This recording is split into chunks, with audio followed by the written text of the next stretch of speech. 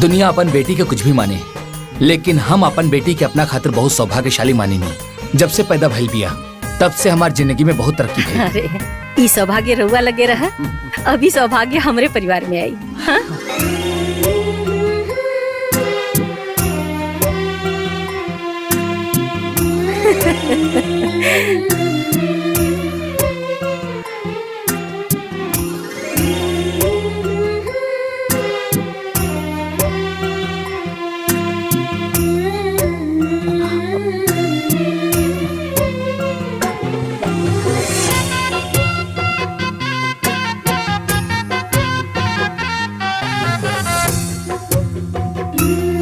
बेटी जा गोड़ लागले।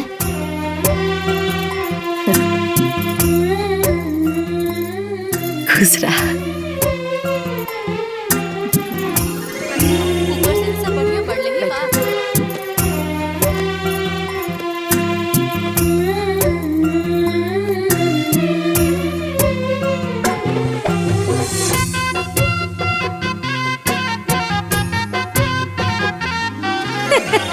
ए बिटिया खूब बढ़िया से चीन ला, हम बानी तोहर होखे वाली सास, ई बने तोहर होखे वाला पति। बिटिया हमनी के तू बहुत पसंद बाड़ू, हमनी जा तोरा के पसंद बानी जा। अरे ऐसन काहे कहा तनी जी? अरे ना ना, पसंद करे खातिर का मतलब लड़के के खाली अधिकार होला? बोला बिटिया, पसंद बा तो हाँ, और नहीं के पसंद तो सीधा ना। देख ला, देख ला। अरे हमरा के देखे हाँ नहीं के करा भाई, इनकरा के देखे इनके संगे जीवन बितावे के बाद। बोला बिटिया पसंद बाड़े ना?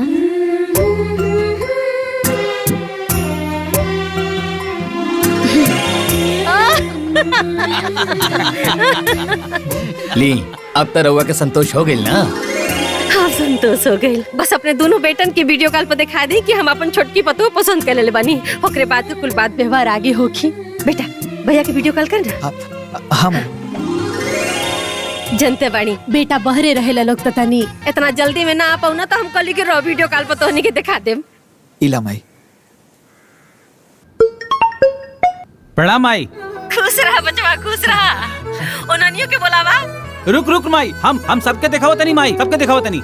ए ए ए ए बजंती, अरे संतोष के शादी के दिखाओगी होता हो, जल्दी आवा, वीडियो कॉल बा माई के। ए श्रीलता, हेमलता, श्री प्रकाश, जय प्रकाश, अरे जल्दी आवा हो, माई के फोन आइल बा, जल्दी आवा। ए श्री प्रकाश, अरे जल्दी आवा हो, जल्दी। अरे आके देखा, अरे आके देखा। ए तू लोगन आवा, सब आवा देखा, आवा। अरे अम्मा जी बाड़ी ना? देखो तो ए अम्मा जी तनी कैमरा सामान करी। अच्छा अच्छा रुक। अरे ए देवरानी जी, अरे चेहरवा तनी ऊपर उठावा, देखा हमनी दोनों जनी तो हर जेठानी है सर। आई हो दादा बड़ा बढ़िया रूबा हो। हाँ अरे ए देवर जी, रउआ जीत गई नी जी। ए माई हमनी के तरफ से तो ओके बा। हाँ ए अम्मा जी हमनियों के देवरानी पसंद किया। उनको करो पसंद जरूरी बा। ई हवे ई घर के सबसे बड़ बेटा जय प्रकाश, और इनकरी पत्नी है बैजंती, और ई हवन ई घर के मझला बेटा श्री प्रकाश, और इनकर पत्नी है श्रीलता। दोनों सगी बहन बाड़ी लोग, और इनकर एक एक बेटा बाड़े, चुन्नू और मुन्नू। दामाई। अच्छा भैया, ये रिश्ता हमनी के मंजूर बा।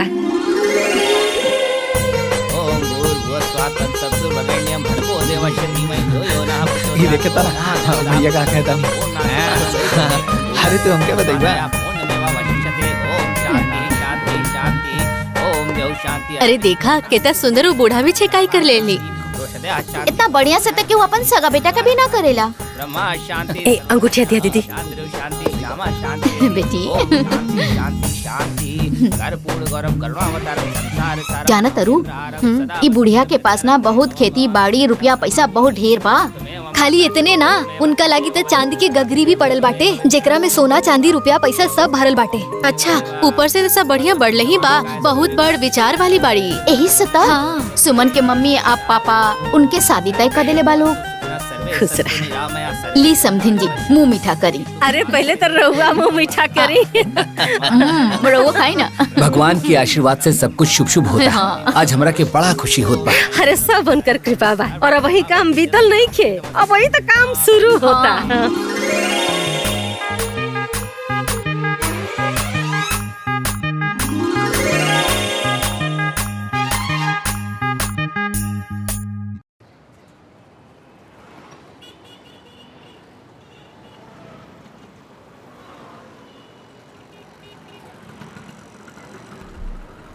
अरे बस बस बस, रुक दा।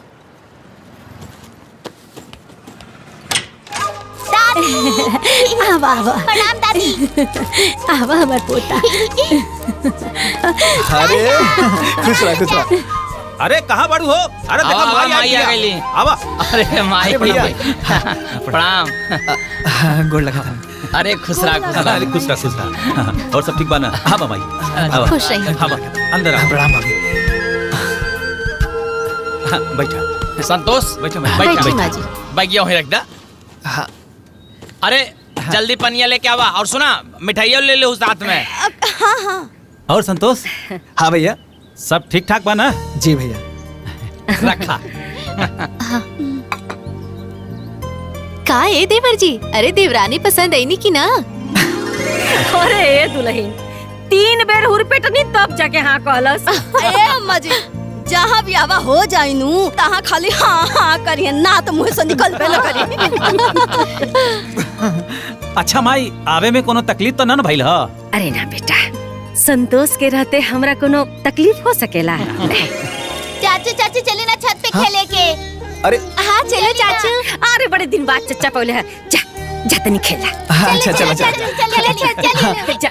मजा आई खूब। ए माई हाँ बेटा। पनिया पीना ले। ले पकड़ को तुम को। ए माई, पहले तू खा ले माई।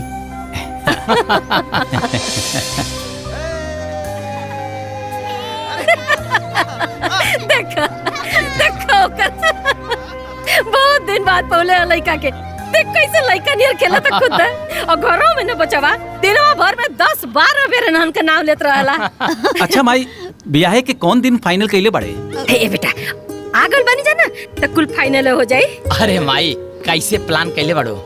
देखा बेटा उ का है ना कि सोचता नहीं ना कि एकर ब्याह खूब धूमधाम से कइल जाए कि देखे वाला कह कि भले सग बेटा ना बा, बाकी ब्याह सग बेटा से बढ़ के कइले बाड़ी। ए बेटा लो जैसे तो लोगन का घर गृहस्थी बसा देले बानी ना, वैसे हमरे जेते जिंदगी ओहो का घर गृहस्थी बस जाई हैं। सेवा कइले बा तो मेवा मिली कि ना? खूब धूमधाम से ब्याह करे के ओकर। हाँ बाकी माई तू कैसे का करबो बतावा ना। ए बेटा देखा सोचले बानी ना कि 11 थान गहना आ 51 गो साड़ी पतोहिया के, बक्सा अलमारी पलंग इकुल तनाया किना जे ओकरा के। और रहल बात गाड़ी के तो बात का बात बा माई एहमे तो 10-12 लाख रुपया लग जाई। हाँ बेटा लौकी तो का करे के लगावल जाई। बाकी माई तू जैसे कहबू ना माई वो सब ऐसे ही हुई। बाकी एगो बात सुना ना माई। हाँ बोला ना। तू कहा कि संतोष तोहर बात सुनेला ना माई? हाँ माई उ संतोष के कहता कि उ अपन हिस्सा के जमीन हमरे नामे लिख दे, जितना पैसा लगी ना कह दिया जाई। इतना पैसा कैसे खर्च किया जाए? अम्मा जी यह महंगाई में जनते बाड़े की पैसा कैसे आवेला और एक एक पाई जोड़ के शहर बाजार में कैसे रहतानी हमनिए के जानतानी। हाँ ये अम्मा जी, ऐजा के लोग ना सवेरे निकलेला और रात में आवेला और दिन भर ठठौला के बाद तब जाके दुगो पैसा मिलेला। अरे ये का बोलता रहा सरे? करे जवन लइका अपन पूरा जीवन हमारा पर लुटा देहलस, ओकरा ब्याहे में जवन हम पैसा खर्चा करतानी ओकरा एवज में हम ओकरा से जमीन लिखवाई रे। अरे हमारा में कीड़ा पड़ी रे मुआला पर। थूकी दुनिया। अब माई वो कहा ना माई, पैसा कोनो कागज के टुकड़ा तो है ना, केहू आदमी पर ऐसे ही लुटा दिया जाए। का कहले? वो केहू बा? वो तोहनी खातिर केहू हो गल बा? करे जवन लड़का अपन रोवा रोवा हमरा में खपा देलस वो केहू बा? जवन लड़का हमरा के भगवान से भी बढ़ के मनलस वो केहू बा? अरे तोरन के का पता कि हम कैसे जियतानी, कैसे खातानी, कैसे रहतानी? कुछ पता बात होनी के नहीं के ना? स्कूल का ख्यालो लेकर रखा था तो केहू बा?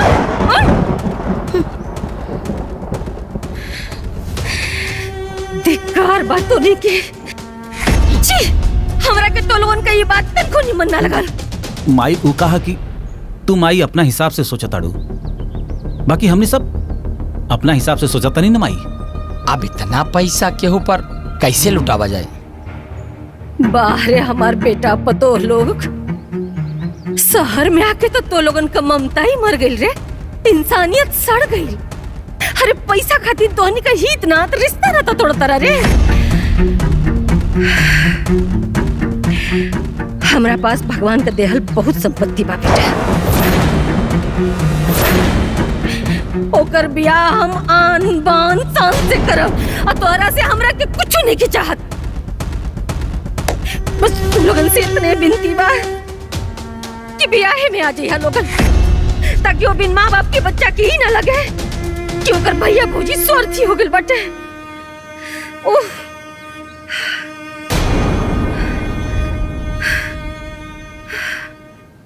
श्री प्रकाश, हमनी माई बेटा की जाकर टिकट निकाल दे।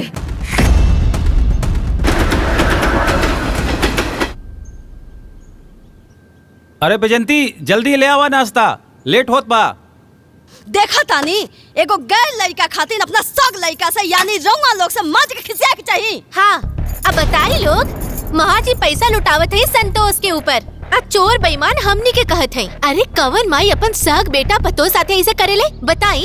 अरे तने ना बियाह कैनी तो लड़की देखे गनी ता हमनी के पूछनी ना तो गांव वाले की तरह वीडियो कॉल करके दिखावल जाता।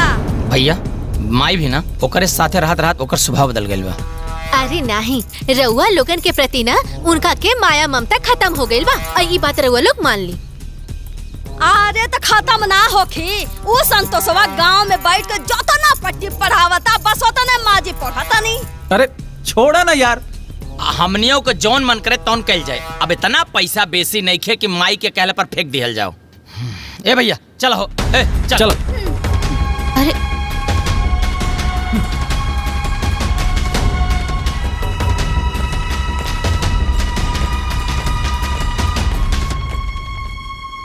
अरे ये दू के दोनों जन ना अपने माई के ममता में मंद बुद्धि हो गल बारे एकदम से। अरे दीदी, अगर हमने इनका के ना समझाई ना तो ये लोग अपन मेहनत के कमाई और अपन संपत्ति वो बुढ़िया और लालची देवरा के दे दी। कहो कलवा पे पाठ यादव का लिखले बाड़ा, पाठ मिश्रा हो ना? अरे तारा काट के ठीक करा। अरे खाली कार्डवा लिखब लोग, ले गरम गरम चाय पीनी। अरे पहुना, अपना जीवन में रउआ कितना बारात कैले हो खब? बाबुआ हमके याद त नहीं बा, तब्बो 1000 से तो ऊपरे होई। अब दूसर का देखे के बाद देखा ये घर में देख ला। संतोष के बड़का बाबूजी के बारात कैनी, संतोष के भाई जयप्रकाश के बारात, श्री प्रकाश के बारात, और अब और संतोष के बारात। अरे मामा, फूफा की उम्र देख के तो क्या नहीं क्यों बुझात? शिव प्रकाश के बियाहे में रउआ तो लौंडा साथे नाचले रहनी। अरे तो अभी कौन बिगड़ल बा, छमक छलो बन के आओ तोहरो साथे नाचब हो।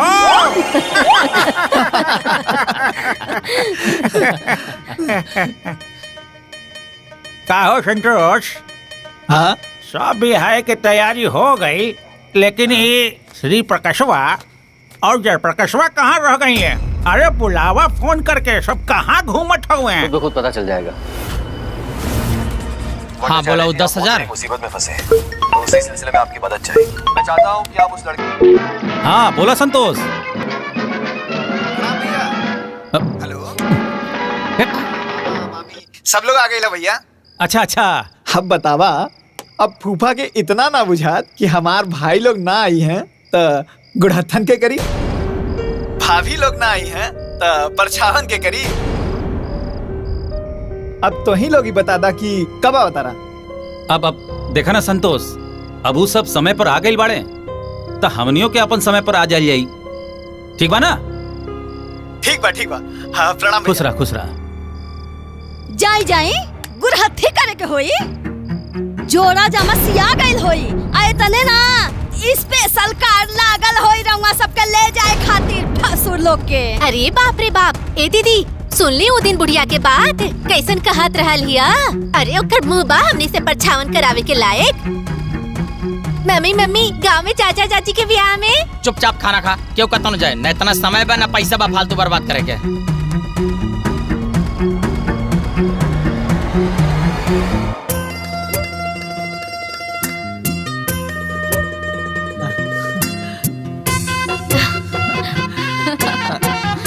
आवतानी बुढ़ो के बोला के। भाई देखा, अरे रोम होम दही हल्दी अब बिल्कुल हमरा के ना लगी। हाँ बता दे। काहे ना लगी? हाँ। अरे रउआ के स्पेशली रंगे के लिए आइल बानी। मनोरंजन में अरे लगवाल। मना करना तो ठीक ना होई। रंग जाए। यही खातिर हम ना आवत रहनी। हाईली बढ़िया लगा। नहीं हल्दी लगावे से पहले ये नौटंकी शुरू कर देली। हो गई मैं लाडू तोड़ा हमरा साथे। अरे चलेगा आई हाँ। हमरा साथ आई। चलो बाबा। क्या संतोष? अरे तो हर बड़की माई नहीं दिखाई देता ये।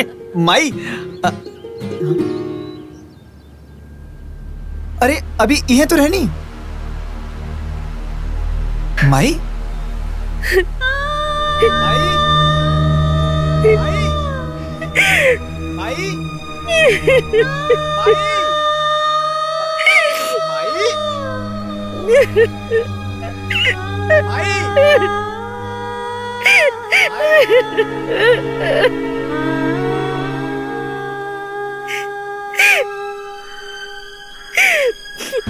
माई ए माई हमरा से कोनो गलती हो गल बाका? नहीं रे बेटा, तोरा से तो कोनो गलती हुई है नहीं की सकत। तोरा की बहुत बुरा लगत हुई ना कि ब्याह में तार भैया भौजी नहीं खिया पावत।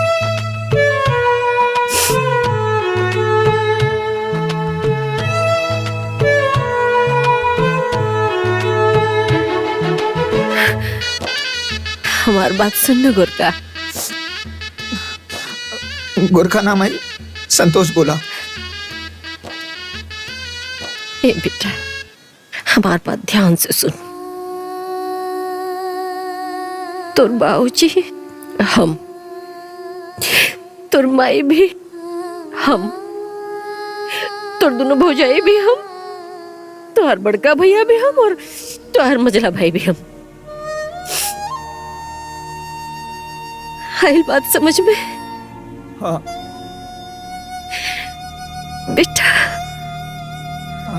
भले हम तोरा के अपने कोख से पैदा नहीं किए, लेकिन हमारा असली बेटा, हमारा राजा बेटा तू बड़ा। आइल बात समझ में?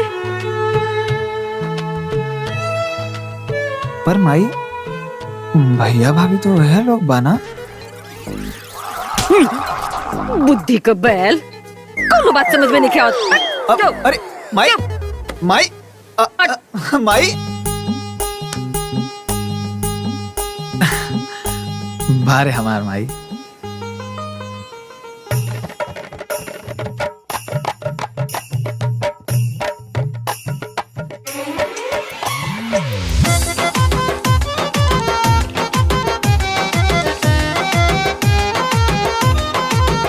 पियर पियर हरदिया चढ़न लागे, पियर पियर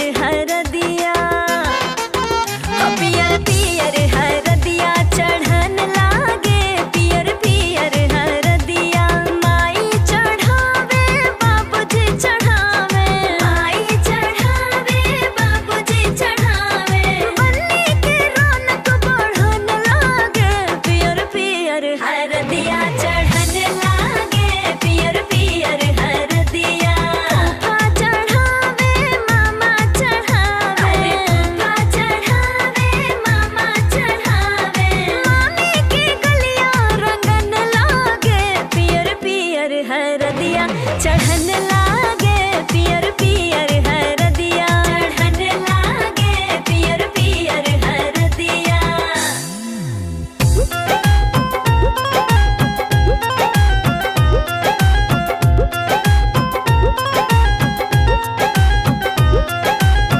ऊंचे ऊंचे मोड़वा छवई हाय बाबा ऊंच होई नौआ तोहार जी ऊंचे ऊंचे मोड़वा छवई हाय बाबा ऊंच होई नौआ तोहार जी अरे हरियर बांस लगवई हाय बाबा देखे है गौआ जवार जी हाँ हाँ हरियर बांस लगवई हाय बाबा देखे है गौआ जवार जी ऊंचे ऊंचे मोड़वा छवई हाय फूफा ऊंच होई नौआ तोहार जी ऊंचे ऊंचे मोड़वा छवई हाय मामा ऊंच होई नौआ तोहार जी अरे हरियर बांस लगवई हाय फूफा देखी है गौआ जवार जी हाँ हाँ हरियर बांस लगवई हाय बाबा देखी है गौआ जवार जी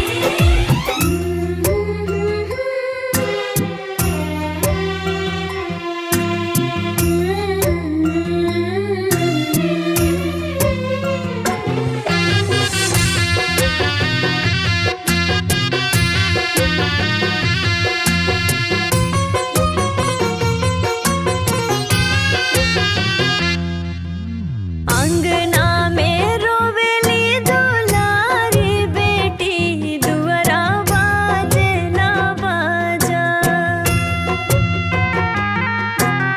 अंगना में रोवेली दुलारी बेटी दुअरा बाजे ना बाजा पियर सिंदूरवा सजाई के बिहने ले जई है राजा पियर सिंदूरवा सजाई के बिहने ले जई है राजा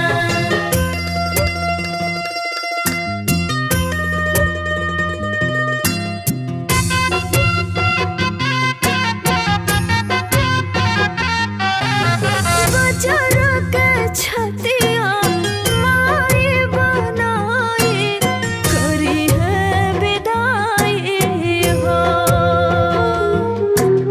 बाबूजी के अखिया के पुतरी बेटिया हुई है पराई हो ससुरा में सुगनी बैठाई के बंद होई दरवाजा पियर सिंदूरवा सजाई के बिहने ले जई है राजा पियर सिंदूरवा सजाई के बिहने ले जई है राजा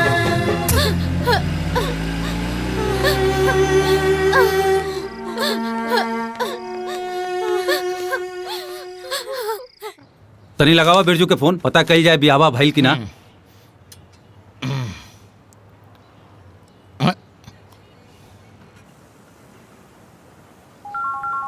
अचानक के कर फोन आ गई।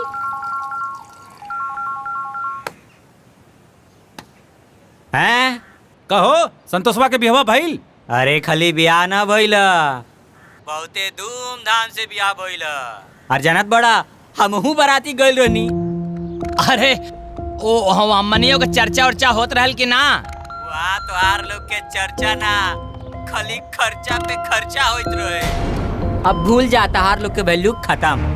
अरे हमरा तो ई लागत रहे कि तू लोगन पार्वती चाची के बेटा ना हवा। अरे जानत बड़ा असली बेटा तो संतोषवा लागत रहे। अच्छा चला चला रखा। सही बात बोलला पे ना सबके बुरा लागेला। चला चला ज्यादा ज्ञान मत दा। हाय लपिया सुन लेनी, राउर लोग के कौनो वैल्यू नहीं खे। अरे वो बुढ़िया यानी राउर लोग के माई तक कुकुरों से नीचे रखता रहूंगा लोग के।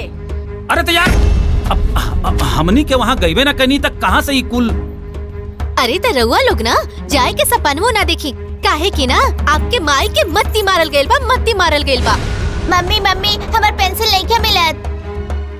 अरे हमनी का सारा संपत्ति चल गइल आ तोहनी के पेंसिल के परल बा। जा लोग पढ़े, बाद में देहब। कौन हलवा है का संपत्ति चली जाई? ये चीजिया मन में लेके बैठल रहा। अरे जमुना दिन कुल हाथे से चल जाई ना वह दिन बुझाई। चल रे। हाँ चलो। चाय पी है। चवा ला पिया चाय, चाय पी। ए गोरका। गोरका ना माई, संतोष बोलल करा। अरे वो है रे, दुल्हिया कहाँ बिया? अरे वो तेल गरम करत तारी, वो अजवाइन और लहसुन डाल के। आज वह तेल तोहर गुड़ में मलाई और तोहर सारा दर्द ठीक हो जाए। अच्छा माई, हम तोहरा से कितना कहली कि हमरा के संतोष बोलल करा, तू कब्बो ना बोललू। खाली माई से झगड़ा करला, झूठा। अरे एक का पुरनका चादर काहे बिछावतानी, नौका बिछा देना जौन हमरा नैहर से आइल बा। अरे ना ना, हमारी है ठीक बा। जब भी फाटी ना तब न काहे बिछैया लो, हमारी है ठीक बा। अच्छा अम्मा जी, रवा सूती ना, रवा गोड़ में तेल लगा देतनी, रवा गोड़ के सारा दर्द ठीक हो जाई। हमार दर्द लगन बाद में ठीक करिया, पहले है नया बा हमार बात सुना। ए तू बैठ। अरे मेरे भाई, ए तू बैठ, बात सुन। देखा बिटिया, हमारे खानदान में ना ब्याह के बाद गंगा मैया के करहिया चढ़ावल जाला, हैं? खोइछा भरल जाला। अब तक कहीं ना, कब चले के बा? एक काल चलल जाओ। अब हाँ कहे ना। तो एक काम कर बेटा, तू ना कल गाड़ी बुला ले, गाड़ी से चले के। जी माई। कहा घूमे चले के?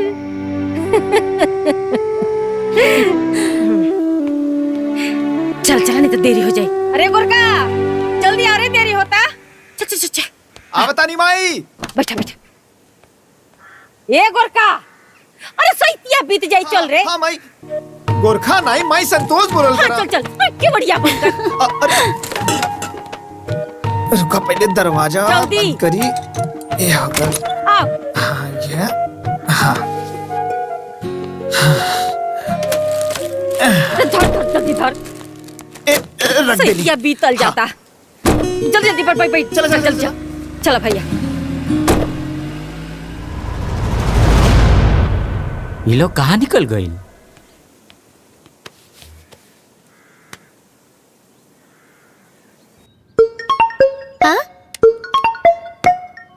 बिरजू अंकल के फोन। पापा बिरजू अंकल के फोन आइल बा।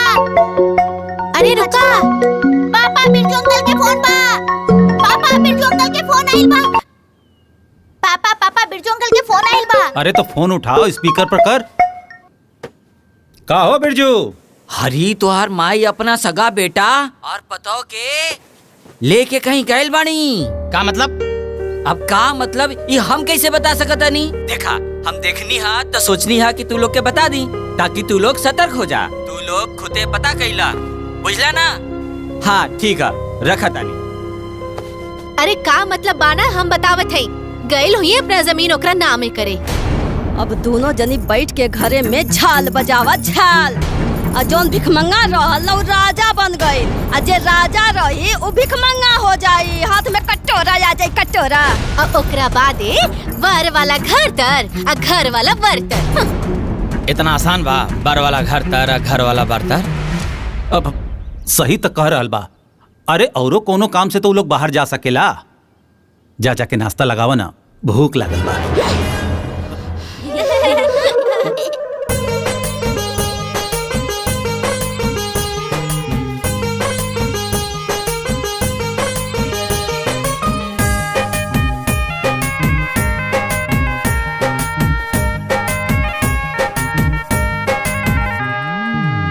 जुड़ा जुड़ा पिया रे सिनुर टिकुलिया, रौरा चरण में चढ़ाई।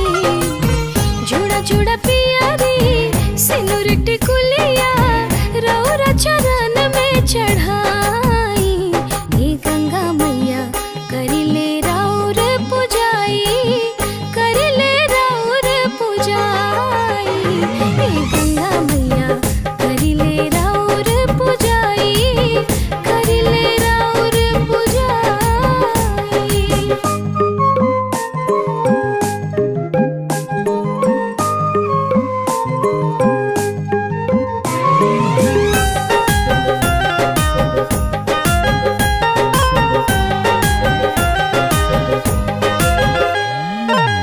जैसे होला ए मैया जी राउर निर्मल पानी, उसही निर्मल हरदम रहे हमनी के जिंदगानी।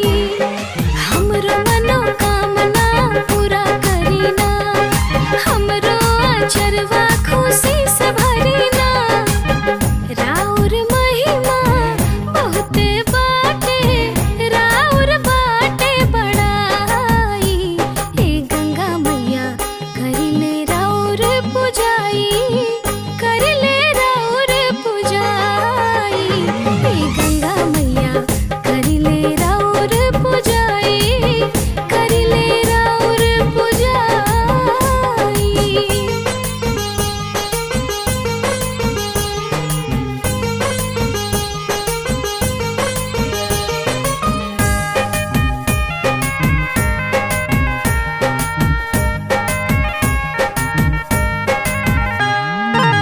जैसे अविरल राउर धारा अविरल बाहे जी, उसही हमरो सिनुरा मैया हरदम राहे जी। ऊंचा रहे राउर अररियाना, बहत रहे हरदम लहरियाना। दिलवा में तोहके राखे जे मैया मनवांछित फल पाई, हे गंगा मैया करी ले राउर पुजाई, करी ले राउर पुजाई, हे गंगा मैया करी ले राउर पुजाई, करी ले राउर पुजाई।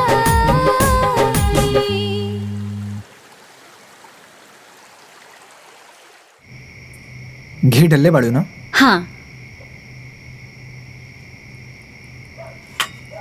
अब अम्मा जी दूध अभी लिया दे कि खाना खैला के बाद पिए? बाद में पिया। अच्छा। ए तुम खो। अरे माई तू खा ला, हम बाद में खा ले। अच्छा दुल्हन। हाँ ये का खाना लगावा था। अच्छा आओ। सुना अचार मत दिया करा के, अचारे का बड़ा शौकीन लड़का बाई। अच्छा ठीक बा। हाथ धोआ।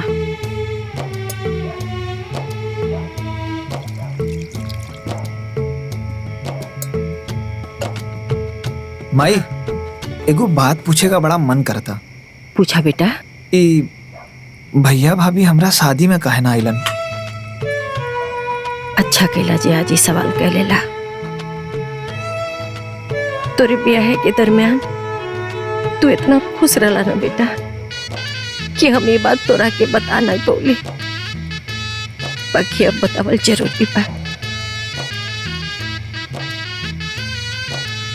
तोर भैया भौजी ना बेटा निहायत स्वार्थी हो गए बाड़े, बदल गए बाड़े। जानता रे तोरा ब्याहे में जवन खर्चा भइल रहे पैसा ना, ओकरा बदले में तोर जमीन मांगत रहना सा। अरे हम उन्हन की बड़ी धिक कर ली, बहुत डटली। ये बात सुन के हमरा के बड़ी सदमा लगल बेटा।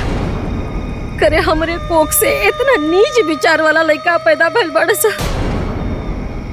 धिक्कार बा हमरा के। वही दिन हमरा दिल से उतर गई ना और एकदम त्याग दे ली। और वही दिन फैसला ले ली बेटा कि हमारा असली बेटा तू बड़ा, हमारा असली पतो ई बाड़ी। ये घरे का जितना भी जवन भी संपत्ति बा ओकर मालिक तू बड़ा और ए घरे के मलकिन ई बाड़ी। माई पर भैया भाभी लोग तो उहे लोग बा ना। हाँ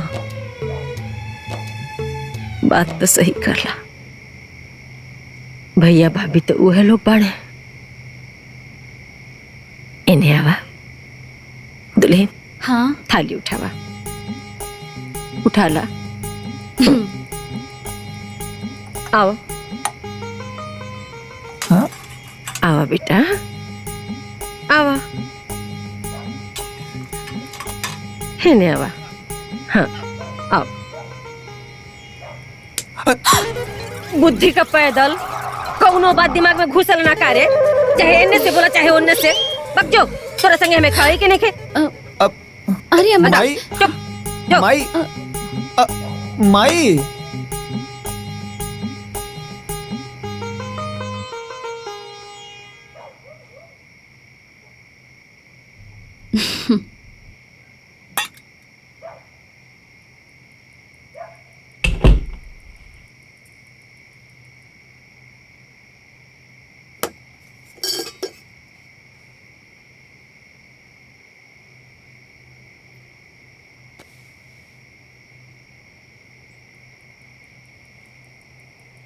ए जी।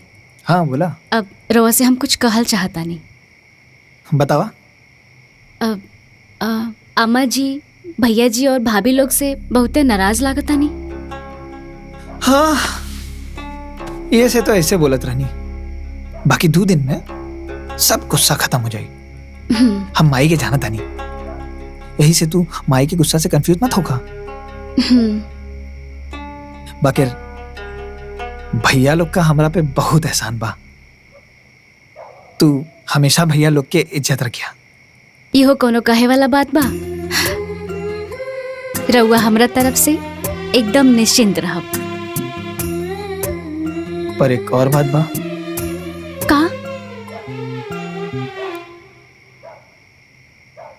इहो कहे के पड़ी।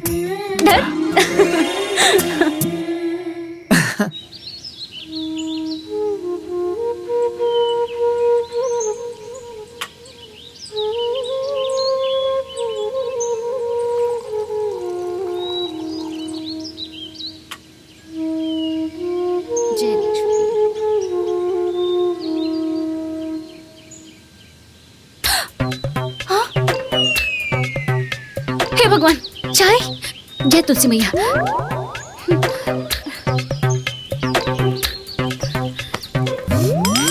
अम्मा जी कहाँ बानी? चाय बन गइल बा। कहाँ बानी? अरे ई अम्मा जी दिखाई नहीं देत। दरवाजा भी बंद बा। अभी ले सूतल बनी का? अम्मा जी, अम्मा जी, अम्मा जी। अरे अम्मा जी 8 बज गए, अभी तक सूतल बनी रहुआ। उठी ना अम्मा जी, उठी ना अम्मा जी, उठी ना। ए अम्मा जी, अम्मा जी।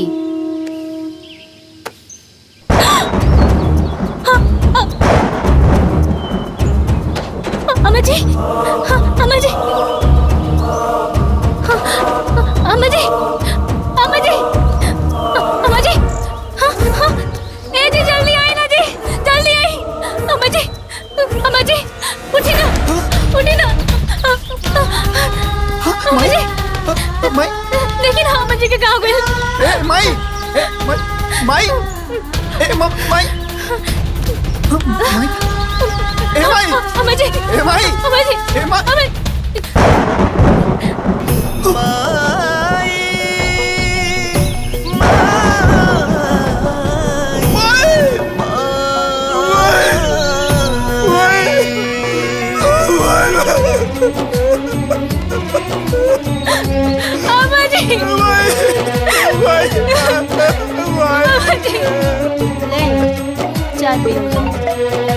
उठाई मत मत एकदम, रखे फोन। अरे कितना निर्लज्ज बा हो कि कॉल पे ब्लॉक कइला के बाद व्हाट्सएप पे फोन करता, ओह पे ब्लॉक करी तुरंत। मजला भैया भी फोन कर देला। एक काम करी ना, छोटका भैया को फोन लगाई। जी रुको।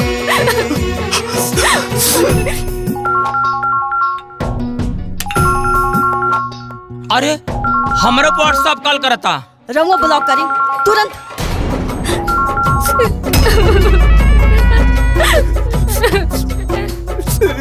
वो फोन काट देला। एक काम करी, छोटकी दीदी को फोन लगाई ना। अम्मा जी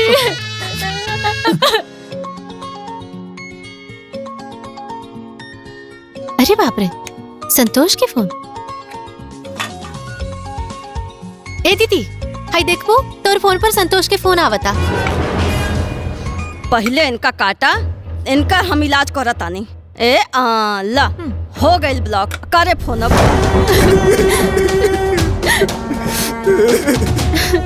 कहो भैया, संतोषवा पगला गइल बा का? सबके फोन पे दनादन फोन चाप रहल बा। अरे वो लोग ना ही पगलाइल बा, वो लोग हमनी के पागल समझता, समझनी ना?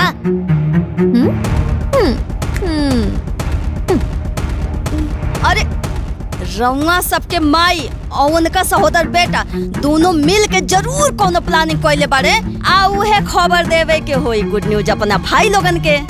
एही से उ दनादन फोन पे फोन करता। ए दीदी, हमरा फोन पे फोन आवे ओकरा पहले ही ब्लॉक कर देता। ठीक कैली है। चला सब लोग ब्लॉक कर देला ना। हाँ बहुत बढ़िया। शांति वनस्पति शांति विश्व शांति ब्रह्मा शांति सर्वलम शांति शांति शांति रामा शांति देवी ओम शांति शांति शांति। अरे इतना बिरजू के वीडियो कॉल आवता हो। हाँ उठावा। अब 2 मिनट रुका भैया, तो टिकट बुक कर दे। का हो बिरजू? का हो संतोषवा तोहरा के फोन कैले रहला हा? अरे मर्दबा, तू कौने आदमी के बात करत बड़ा हो? अरे ओकरा से तो नफरत हो गइल बा हमनी के, नफरत। अरे आवत रहल फोन उनकर हमनी के मोबाइल पे, ब्लॉक कर दिहल गई। अरे ब्लॉक काहे मार देहला? जानत बड़ा तोहार माई मर गई। हाँ देखा।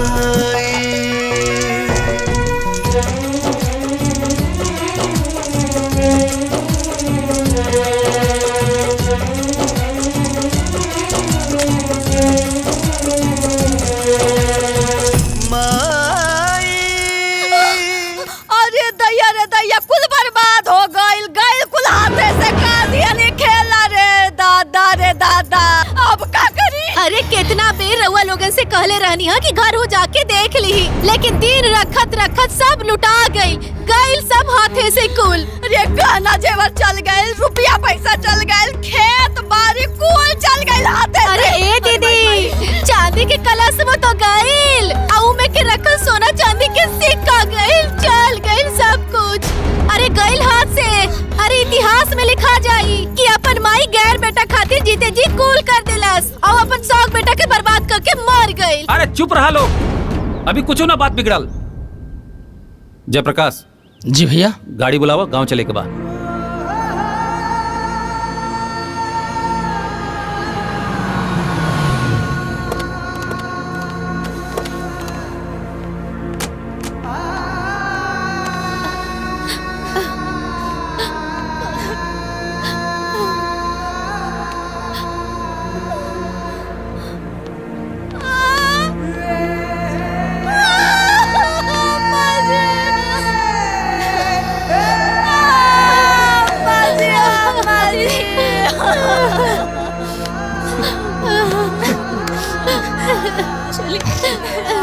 बेटा होनी के टाल सकेला, जोन होए कर रहल हो गई, चुप हो जा।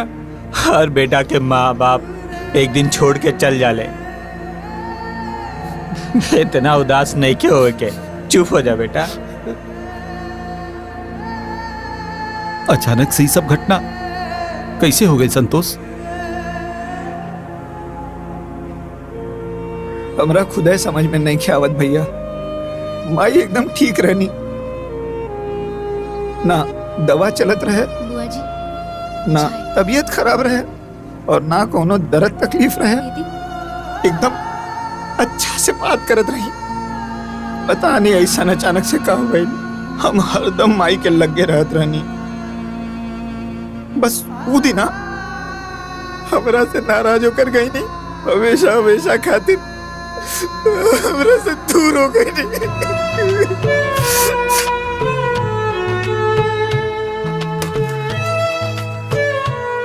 रोज सुबह जब हम चाय बनावत रही तो आमा जी आके हमरा लगे बैठ जात रही, लेकिन ओ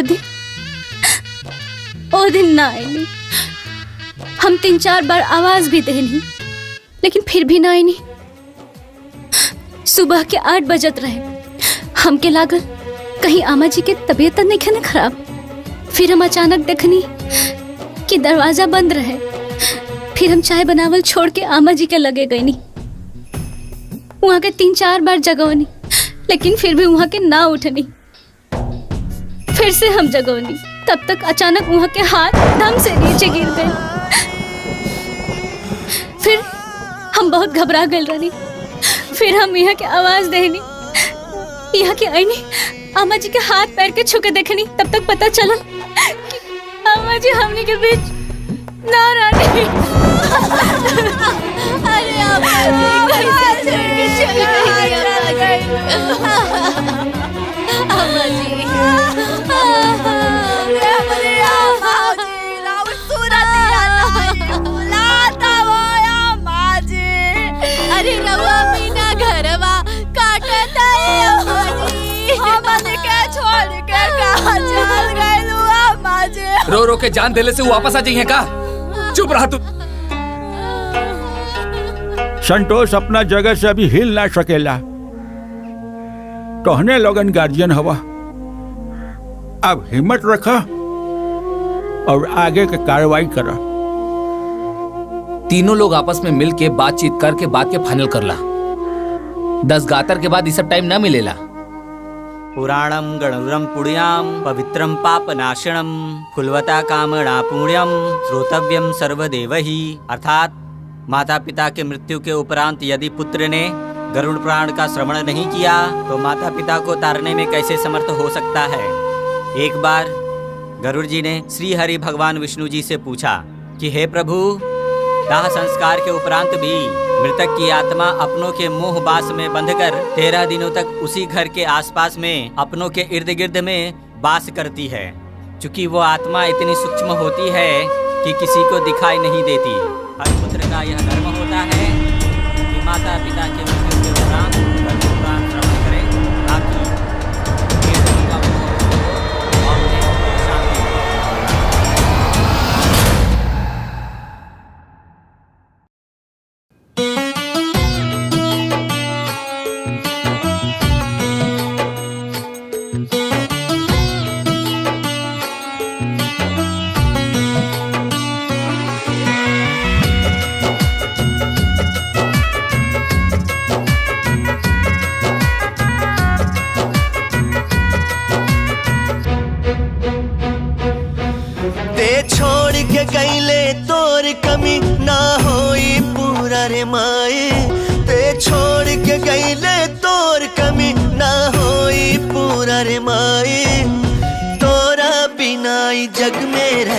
अधूरा रे माई, तोरा बिना जग में रहे अधूरा रे माई।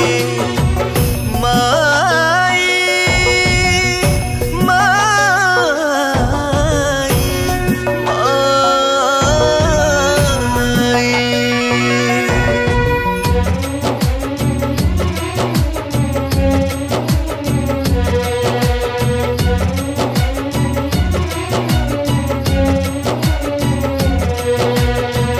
हमरा तय कहीं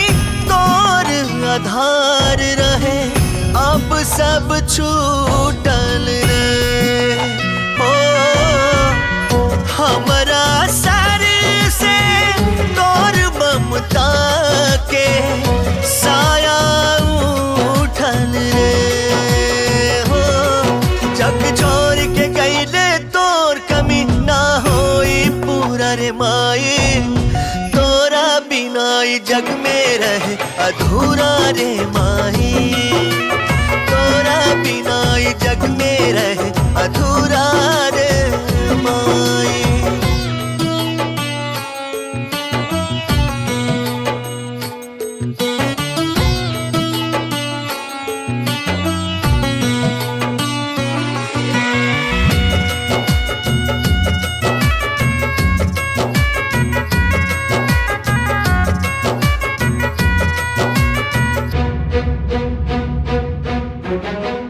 अंगुरी धरावालो दुनिया देखावालो छोड़ के चल गईलो हो जन्म से हमारा जुड़ल नाता तोड़ के चल गईलो मुंह मोड़ के गईलो तोर कमी ना होई पूरा रे माई तोरा बिना ई जग में रहे अधूरा रे माई तोरा बिना ई जग में रहे अधूरा रे माई माई माई माई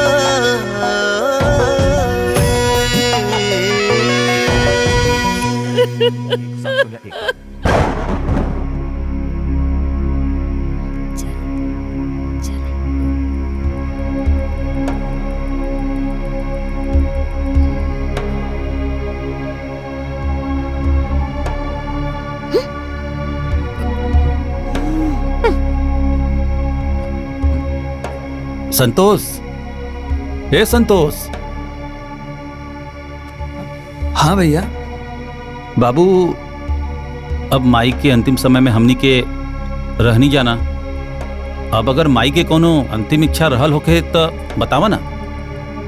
माई हमरा से भी कुछ ना कह पाऊनी। अच्छा, माई के साथे तू दोनों जना रहत रहला ना? तो माई के गहनवा, जमीन के कागजात और बैंक के पासबुक और चांदी वाला कलशवा कहाँ बा? का भैया, ये सब बात करे के यह उचित समय बा का?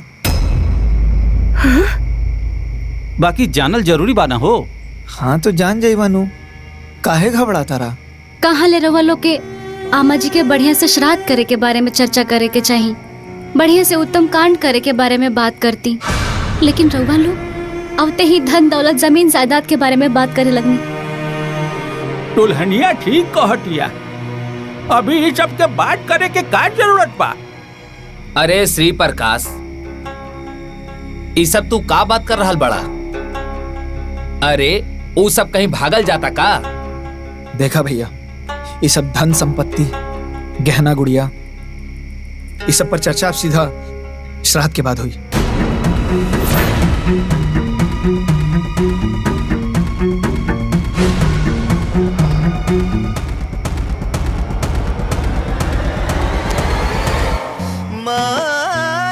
बाहरे हमार गोरका पहली बार इतना अच्छा बात बोले, नजर ना लगी।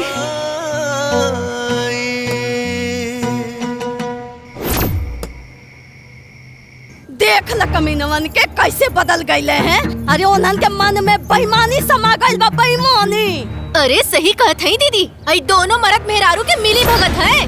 देखली ना कैसे कहत रहले, जवन हुई तो श्राद्ध के बाद ही हुई। अरे हमें तो लागत है ना कि दोनों मिल के बुढ़िया के नटाई दबा के मार डालने बारे।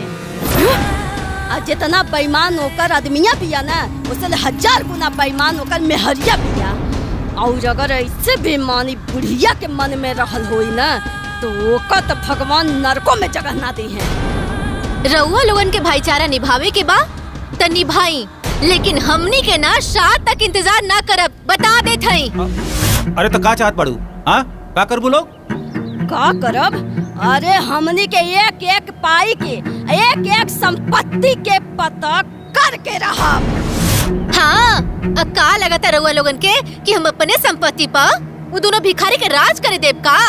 अरे जमीन के पूरा कागजात, सास के गहना, चांदी के कलश और तो और बैंक के पासबुक, एक एक सामान घर से निकालब। और जैसे ही सराद खत्म हुई ना, दोनों के घर से निकाल दे, पहले बता देता नहीं।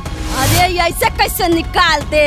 अरे उन्हन दोनों के तो लतिया के या घर से निकालल जाए। हे भौजी देखा, हमनी के झगड़ा झंझट ना कल जाए, ठीक बा? कहो भैया, गांव समाज में जौन मान प्रतिष्ठा इज्जत बा सब मिट्टी में मिल जाई। सही कहा तारा। तब ऐसन करल जाए कि सांपो मर जाए और लाठियों न टूटे। मतलब करण अर्जुन, हमार करण अर्जुन, एक बार दोनों आ जाए ना तो सब ठीक हो जाए, बुझाइल? बेशरम लोग, हमरा बेटा बहू के लात मार के निकली है। अभी लोगन की सबक सिखावे की पड़ी। आवेदा करण और अर्जुन के।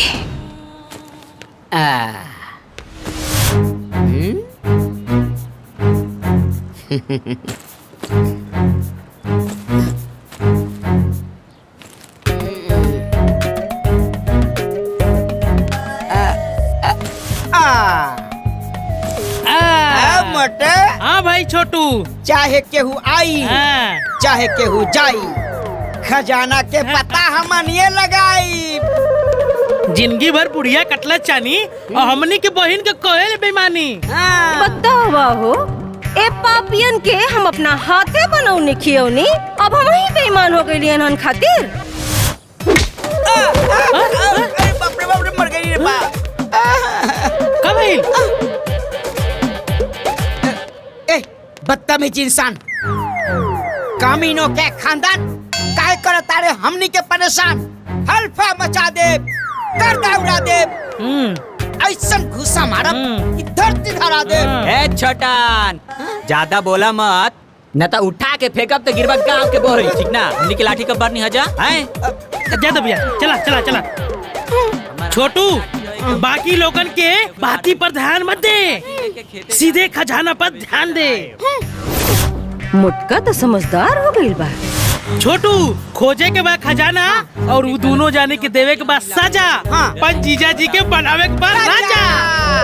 ओ, पेट हाथी के मुंह बाछी के।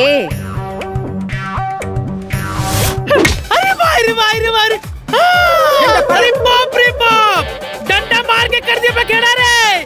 अरे पिछवाड़े के चमड़ू देड़ा रे। अरे तेरी माई की जगह काट, तेरी बहन की हाँ कर। काय बोले रे गधा, काय बोले गधा, चल चल चल चल चल, काय बोले तेरी बहन की, तेरी माई की, काय बोले रे, काय बोले रे। खेला होता खेला होता खेला होता, खेला होता खेला होता खेला होता, खेला होता खेला होता बड़का खेला, खेला होता खेला होता बड़का खेला।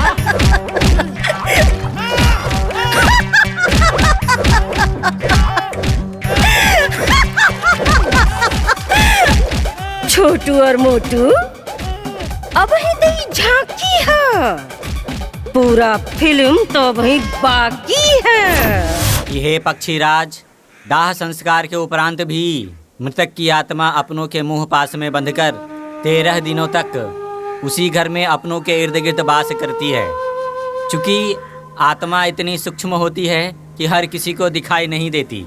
हर पुत्र का यह धर्म होता है कि माता पिता की मृत्यु के उपरांत गरुड़ पुराण का श्रवण करें, ताकि प्रियजनों का मोह भंग हो और उसे शांति मिले। दीदी, पंडित जी का पगला गेल बाड़े, ऊपर से का शांति ले गई है। अरे पंडित जी कहा तो रे तो ठीक न होए। दंदई कटकटाए थे। उस समय 2 यमदूत आते हैं, बड़े बहना, क्रोध नेत्र वाले, पाप दंड को धारण करने वाले।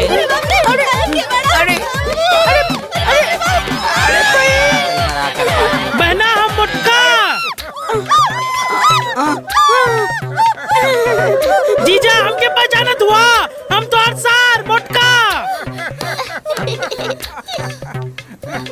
जीजा हम तहार छोटा सार। अरे अरे अरे जाई नहाले। चल चल भीतर चल। चल नहाओ पहले।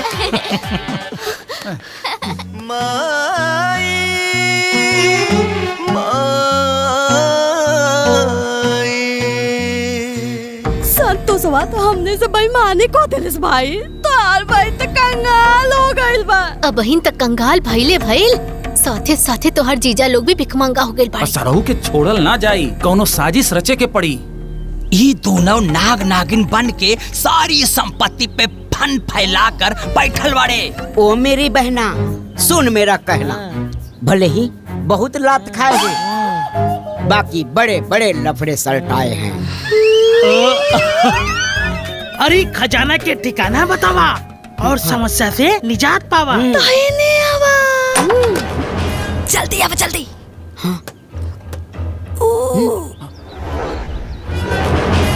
ओही चाबी में हमने के किस्मत बंद बा। लौकल। अच्छा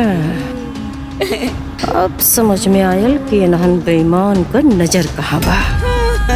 सगरो खजाना बा संदूक में, आ संदूक में बा ताला, आ ओही ताला के चाबी बा हाउ टंगल बा। ओ बहना बता तू कहाँ बा वो संदूक? देखा वो बा चाबी और वो संदूक। बहना सुन मेरा कहना, होखे दे रात तब बनी कोनो बार। अच्छा इससे बीती रात वैसे होई इलाज। इलाज करी है हमरा बेटा पतोह का इलाज करी है, ओकरा पहले तोहनी का इलाज हम करो।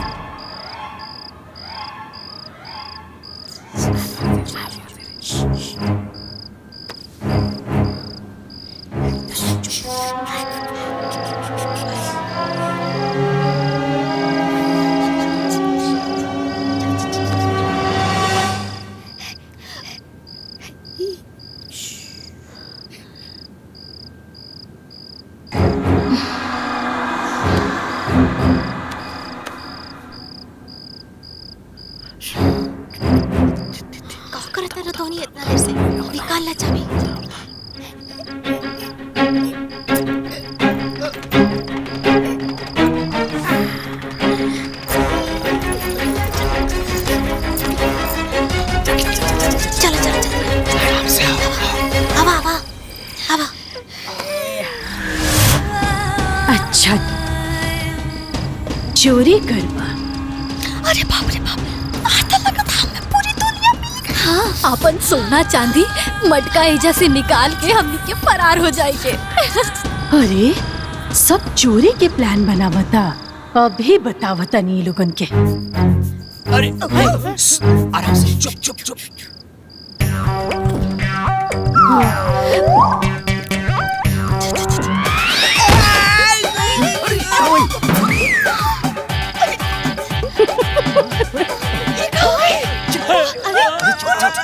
चाबी, अरे चाबिया कहाँ गई?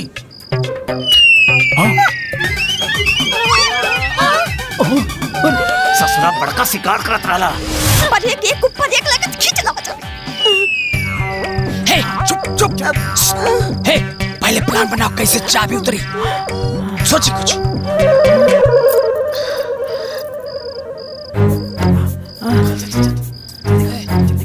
उठाओ आराम से।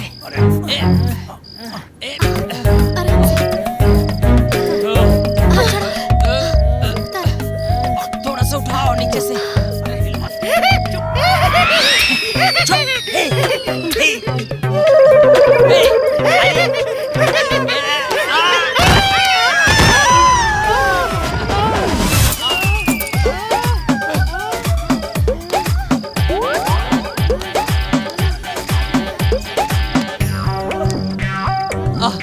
मिल गया। एकदम चुपचाप रहिए, चुपचाप। जलावा।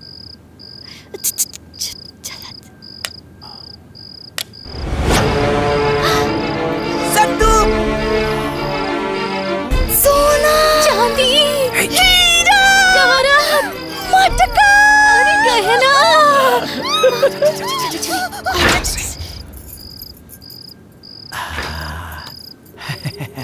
सास बहू और साजिश, सास बहू और साजिश, सास बहू और साजिश। कुछ नहीं की। अरे डागा पड़ गई लो। अरे कुल रुपया पैसा ही सबका बच गईले। अरे जो ये बुढ़िया तो के पिलुआ पड़ी।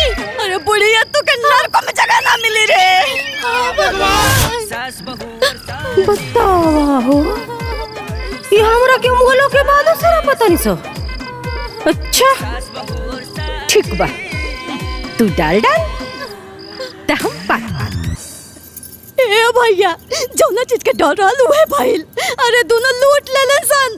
अब का हमने बैठ के झुनझुना बजाई झुनझुना। अब बताई साले जी, लूटल इतना आसान बाका आए? गांव जवार नहीं खे, थाना पुलिस नहीं खे, अरे केकरा नहीं खे पता कि पार्वती देवी के हमनियों के लेके बनी जा। हाय भाई, कहीं थाना पुलिस और गांव जवार के अपने में मिला लस तो का करबर हुआ लोग।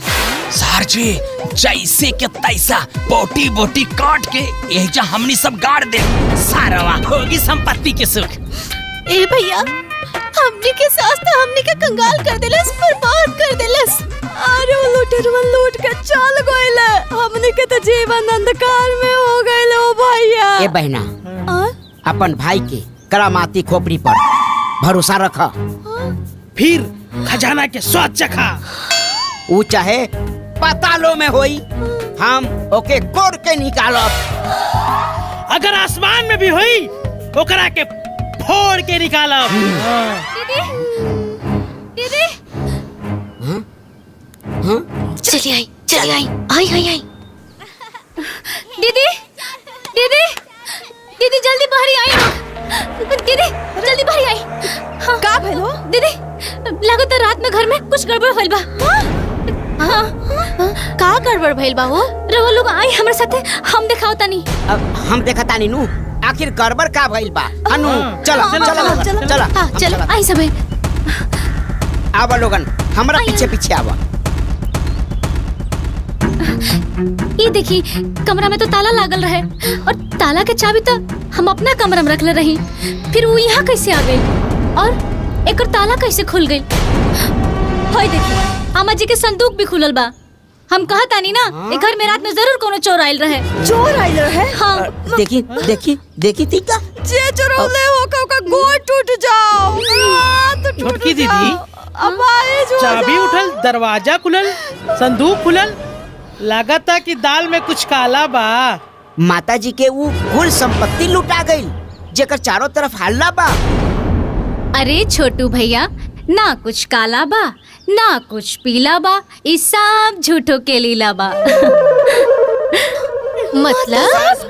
मतलब ये है कि अम्मा जी के कोनो सामाने में रवे ना कइल। ए छोटकी दीदी, तू तो कह देलू सब टेंशन आसान। आखिर कहाँ बा माता जी के वो कुल कीमती सामान? अच्छा वो कलसी, अच्छा वो माँ जी के सब गहना,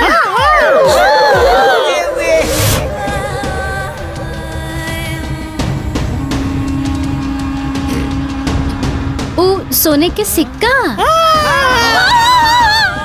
वो सब तो राउत देवर जी रख ले। हाँ तनी हेने आवत हो? हाँ बस आवत नहीं। अरे अरे बता के चला। अरे हे भगवान, वो के एक समय आवे के रहल। सास बहू और साजिश, सास बहू और साजिश, सास बहू और साजिश। कहाँ बानी जी? हम बाहर बरामदा में बानी। आवत नहीं। एक नंबर के बेईमान उ बुढ़िया बिया, आ 2 नंबर के बेईमान उ संतोषवा बिया, आ इतने ना 3 नंबर के बेईमान उ संतोषवा के मेहरियो बिया। बाप रे बाप, करोड़ के संपत्ति लूट के बैठ गए बाड़े। बाकी ये लोग का, अरे वो मरल की बुढ़िया भी ना पूरा संपत्ति हमनी के नजर से बचा ना पाई, देख लिया। मुआला से पहले अम्मा जी, मुआला के बाद बुढ़िया बुढ़िया, ऐसा होला का? अब का होई? साले साहब अब कैसे होई? होई होई। बहना सुन मेरा कहना, ना चिंता ना फिक्र करियो, छोटकी के पीछे पड़ जाइयो। अब करे के बाजुबे खेल। अब होई वो दोनों के प्लानिंग फेल। गरीब माहौल तोहनी की जीना, निकाल दे तोहनी के पसीना।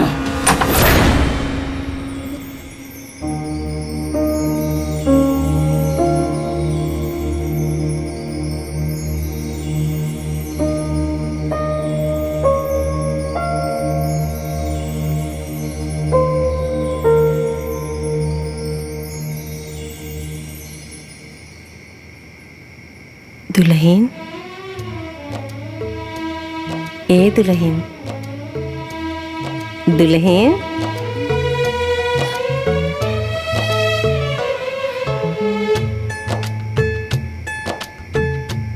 इतना अम्मा जी की आवाज है। हम तोरा से कुछ कह चाहता नहीं दुल्हन।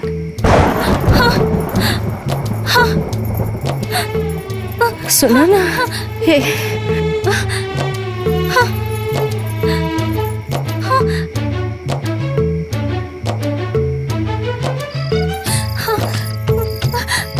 ए जी उठे ना। कहा भाई? हम अम्मा जी की आवाज सुननी है। हमके ऐसा लागल है कि अम्मा जी हमके बुलावत तानी।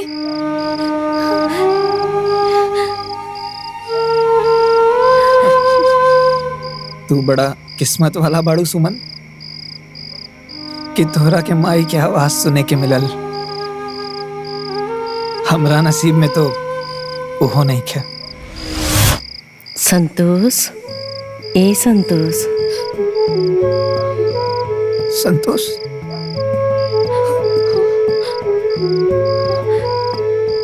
संतोष, माई, माई तुम हमरा के संतोष बोल लू? माई हमरा के संतोष बोल ली, हमरा के संतोष बोल ली सुमन, हमरा के ए माई, हमरा के गुरखा बोला ना भाई, एक बार हमरा के गुरखा बोला ना माई, बोला ना माई। ए गुरखा,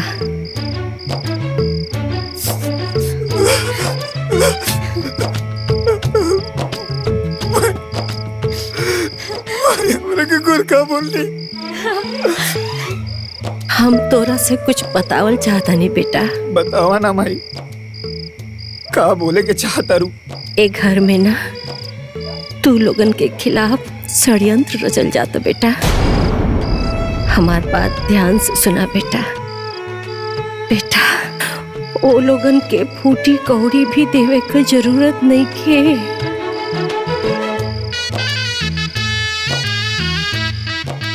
लेकिन माई, भैया भाभी तो वह लोग हुआ ना।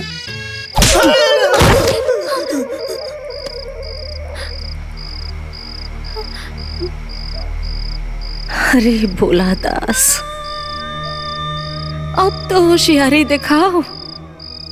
उकुल हमरा संपत्ति के पीछे पड़ल बड़े, तोनी के घर से निकाले के चक्कर में लगल बड़े, और तू बड़ा के दिन रात भैया भौजी के लोग रट लगवले बड़ा।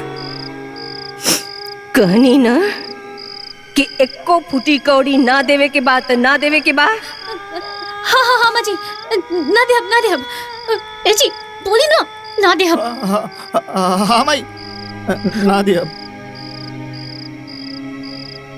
लेकिन हम ये सब करेंगे कैसे? तोरा के कुछ करे के जरूरत नहीं के बेटा, हम बानी ना। ये लोग का इलाज करे खातिर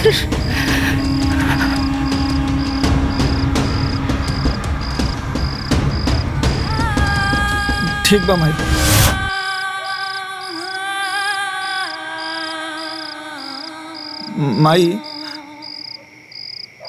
माई, अम्मा जी, लागता अम्मा जी चल गई नी। ए जी ज्यादा चोट तो ना लागल?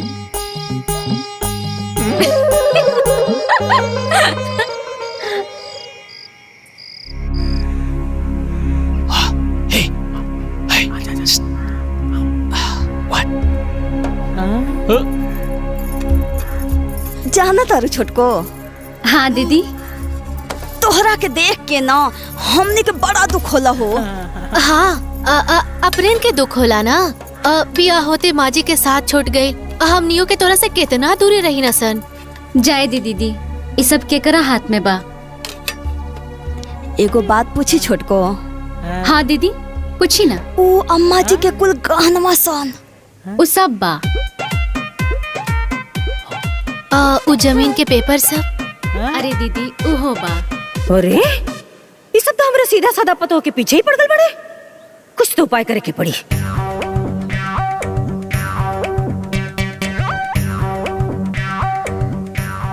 ए बहन वो सोने का टिक्का और मोतियों के माला? अरे छोटू भैया उहो बा।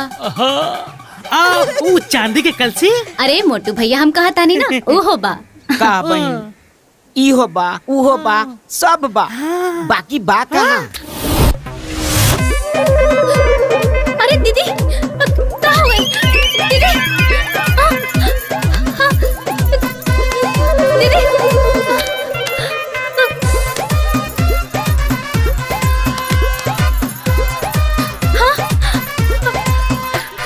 अरे करंट। हाँ हाँ पापा कहा ले एकदम करंट लागेला डंडा से मारला से ठीक हो जाला। डंडा डंडा हाँ डंडा हाँ हाँ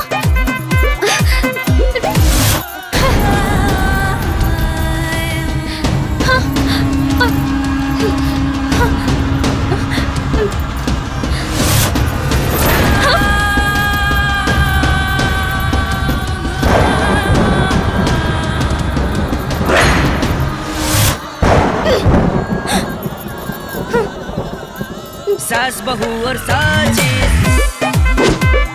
सास बहू और साजिश, सास बहू और साजिश।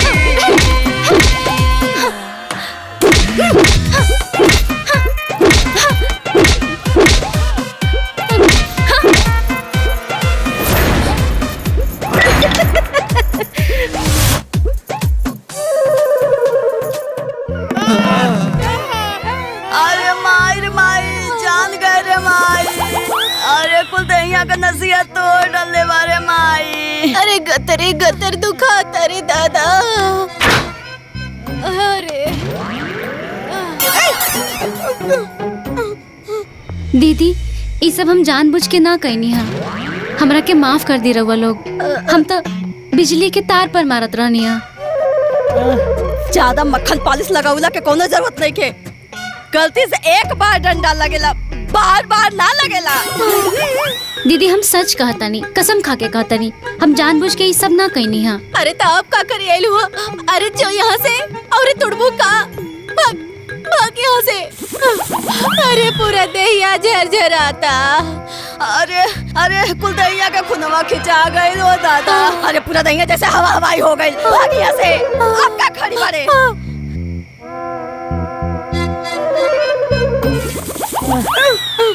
अरे बंद करी पहले फिर आ जाए। हाँ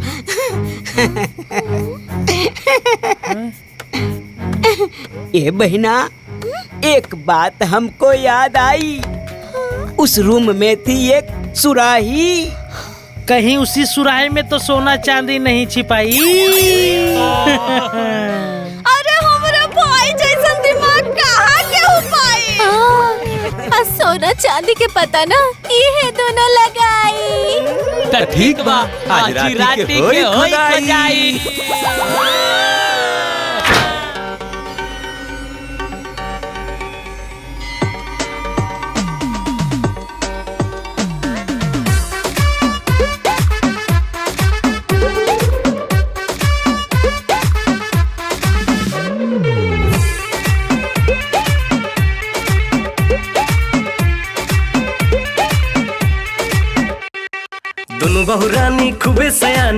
लगली मस्तानी। रंग ढंग जी देख बहू के सास भेली हली ठानी। दोनों बहू रानी खूबे सयानी करे लगली मस्तानी।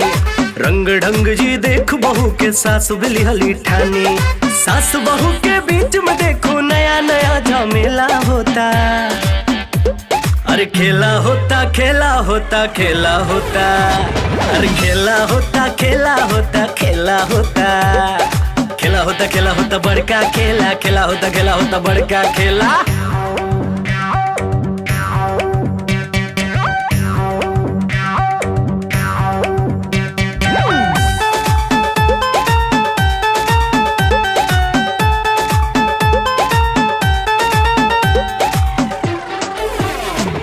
सब लोग रात भर मिलजुल के खोज खोज बिन करता वे खुल खुल के। कब है बक्सा में कब हो बक्सा में।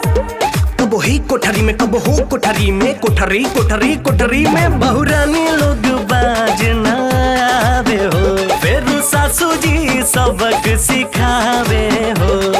केहू नहार माने दादा खेल बड़ाल बेला होता। अरे खेला होता खेला होता खेला होता। अरे खेला होता खेला होता खेला होता। खेला होता बड़का खेला। खेला होता बड़का खेला।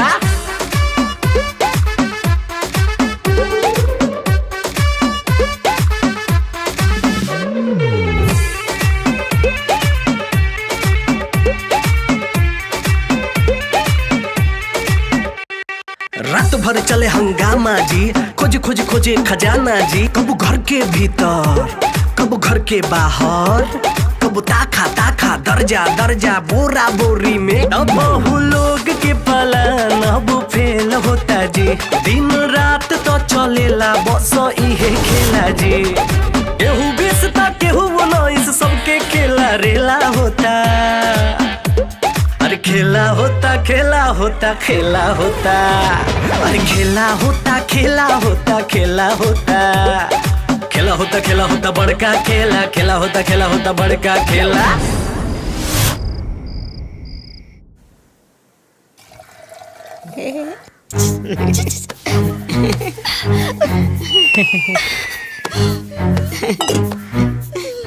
ओ बहना सुन मेरा कहना। हाँ भैया। चाहे एक होके चाहे दो होके चाहे होके तीन। जैसे ये लोग हमार बहन वैसे तू हमारे को बहन। अरे यह कोनो कहे वाली बात है। आ हमनी के तो हाथ जेठानी ना बड़ बहन है सो। हाँ ये छोटको। अरे पूरा घर के मालकिन तो ही हो ना। ना दीदी, रवा लोग के रहते हुए एक घर के मालकिन हम कैसे हो सकेले? देखो इतना समझौले के बाद भी ई बकलोल एकरा के मालकिन को हतिया पिटी का चाहे दे। ये तो हमारा असली पता हो गया। हाँ दीदी यो ठीक है कहलू। अब बतावा उ माता जी के कुल खजाना कहाँ रख लू? अच्छा वो खजाना ऊ ता रवा देवर जी। हाँ अरे ये लोग कहाँ चल गए? बतावा अब की तरह के बताइबू। कहाँ चल गए लोग?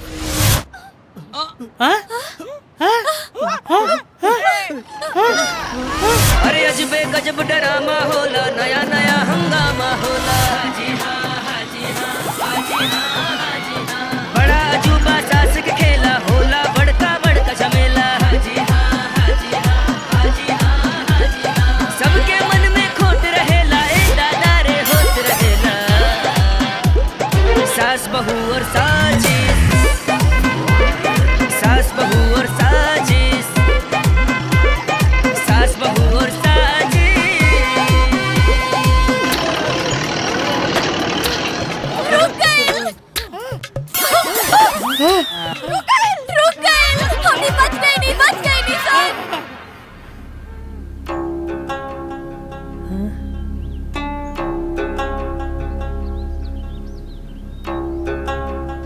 सुनो धोनी के घर के पीछे 3 लग्गी दूर 10 कदम दक्षिण 3 कदम पूरब जौन भी जगह बाना ओकरा 3 फीट नीचे एगो कलसी दबल बा। अब अरे चला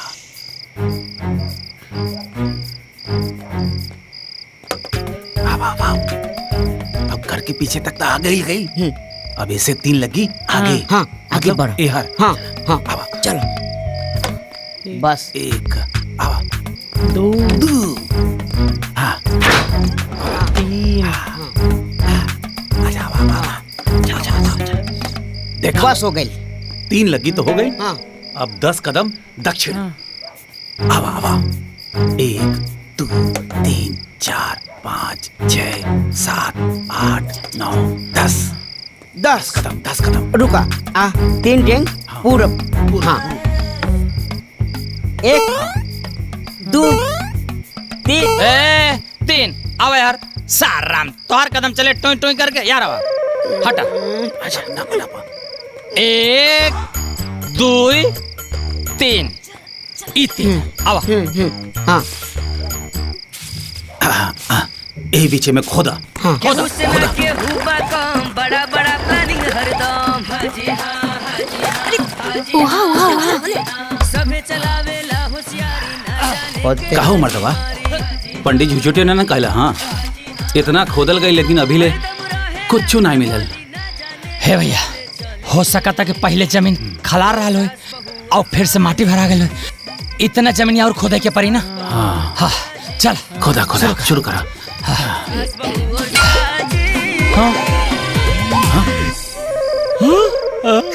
मिल गई।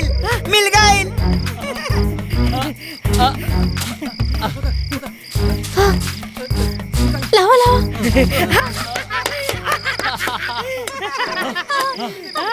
खजाना मिल गई।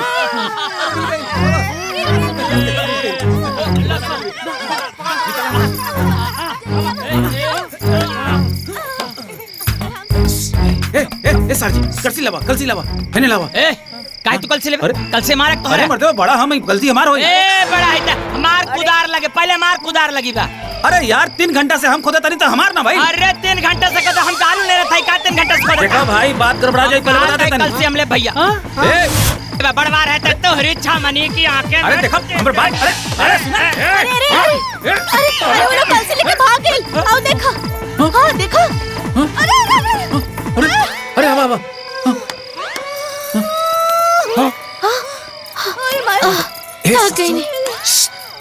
चल हाय देखा। अरे जाई थी। ए भाई ये तेरी दीवारी देख। हम कमरा में देखता नहीं। चल हाय चल। ए दीदी अरे हमारे छोटू मोटू ऐसे न करी है। सही बात अरे रे वो लोग ऐसे ना कर सकेला। वो है ना वो ऐसे ना करी है सन। ये ऐसे कैसे कुछ गए कहाँ? वो दोनों गए कहाँ? वो है ना कितना खोजता नहीं कुछ पता ना चला। सही बात अरे रे बड़का जासूस बोले रालू सरवा बेईमान निकल गई सब लेके भाग गई। मोर भाई ऐसे ना कर सकता। हे तो कहाँ चल गए? हाँ अंदर ध्यान हो गया का? पता जा 1 नंबर की मिल जाए तो बोटी बोटी काट दी। अरे पगला गल बड़ा का बोटी बोटी कर दे बा। हमार भाई ऐसा ना कर सकता। 1 नंबर के तोहर भाई चोर बा। 1 नंबर के बेईमान बा। 1 नंबर के तू दोनों जना कान खोल के सुन ला। ओकनी के साथे साथे दोनों जने के खैर नहीं खे। ज्यादा बोलता रहे।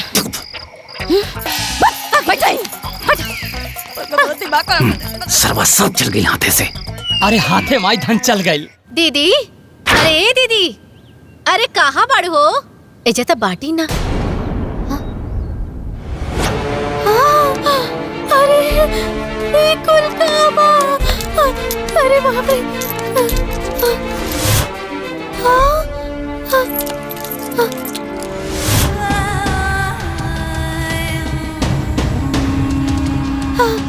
दीदी अरे दीदी हो का है रे का चिल्लाता रही? हाय देख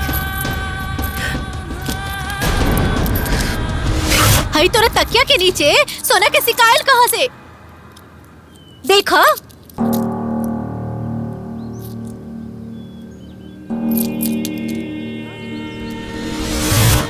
अब मजा आई दोनों स्वार्थी बहन के। देखा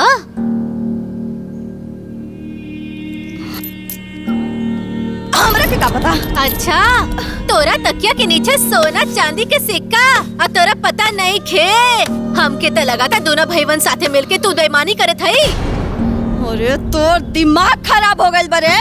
अरे हमार दिमाग तो खराब पड़ले बा, तोर तो नियत खराब हो गइल बा। अरे हमरे नहीं पता रहे कि हमर सब बहिन संपत्ति के लालच में इतना गिर जाई।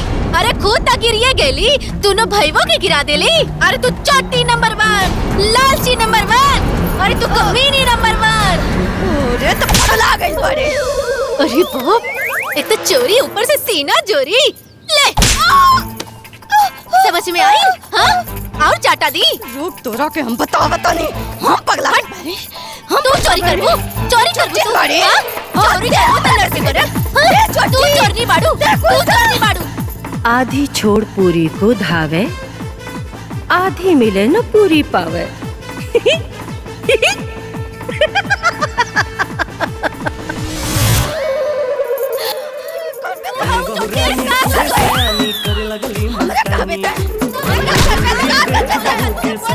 वाह रे जमाना, पैसा खातिर बहन बहन के दुश्मन हो गई।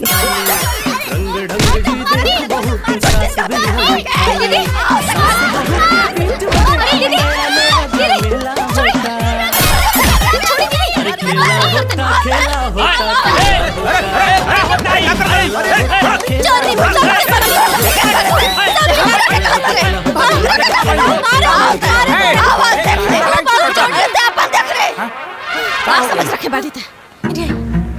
माजी के पूरा गहना दीदी बेईमानी कर लेला। सोना चांदी सब उनका कमरा में देख ले आई। इधर को तरह के माई जी के सारा सोना के सिक्का सब कुछ हम चोरा ले। देख कितनी निर्लज्ज बानी सा। वही भी हमरा पतो से छुपाव तरी सा। अरे तू दोनों इतना बड़ बेईमान हो गए सर रे। उल्टा चोर कोतवाले डांटे। सास बहू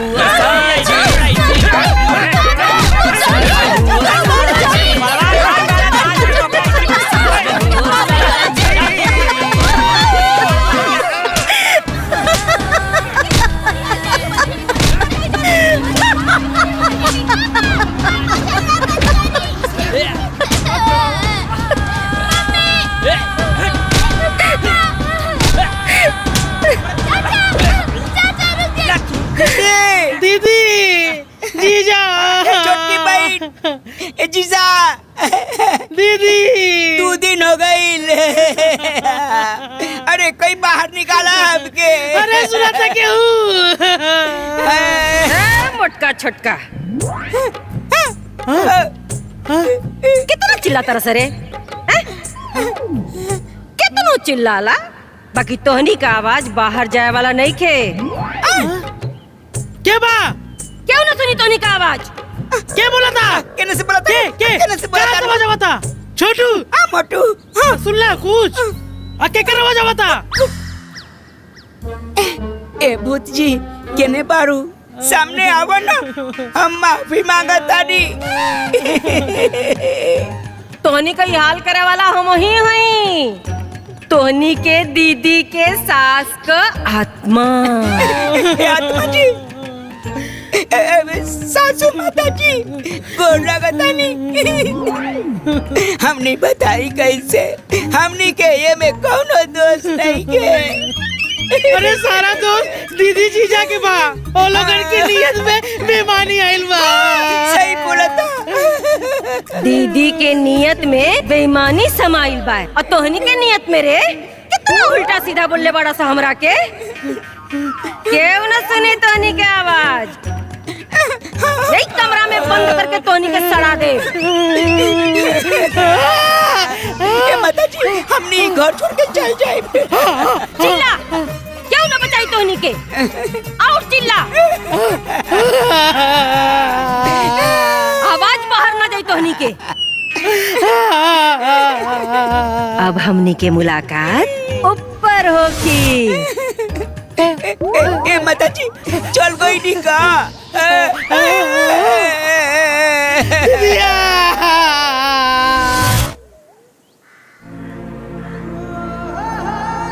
सुमन,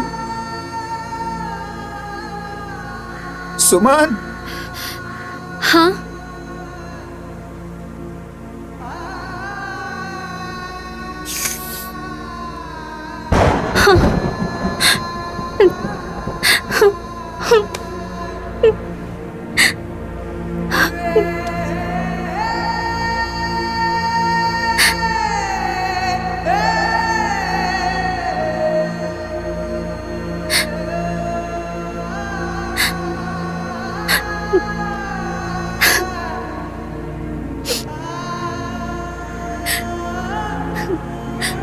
अम्मा जी, अभी अभी तय घर में हम आयल रहनिया और रवा हमरा के छुप के चल गई नहीं।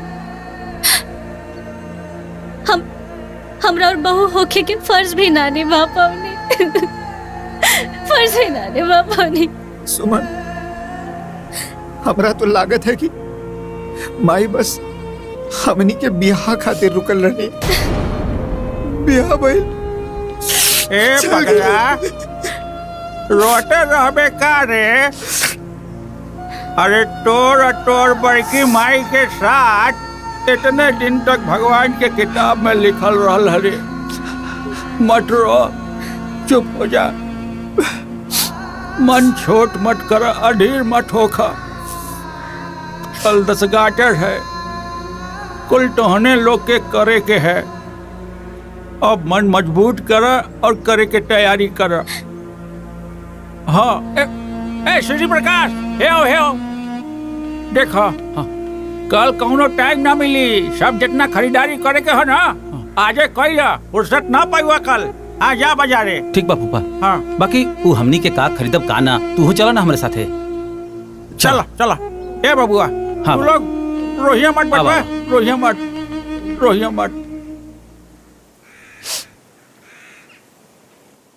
गुरका दुल्हन माई, इन्हें उन्हें कहाँ देखा तारा बेटा? तू लोग हमरा के नहीं की देख सकत, बाकी हम तू लोगन के देख सकत नहीं। हम तू लोगन के सामने है बेटा। सामने? हमार बात ध्यान से सुना। ये मृत्यु लोक है बेटा। यहाँ जे केहू भी आवेला ना, ओकरा के एक न एक दिन यहाँ से जाए के पड़ेला। तू लोग भी अब अपने माई के मुंह छोड़ दा बेटा। कैसे कि हमरो जाए के समय नजदीक आ गइल बा। हमारा आशीर्वाद हमेशा तू लोग के साथ रही।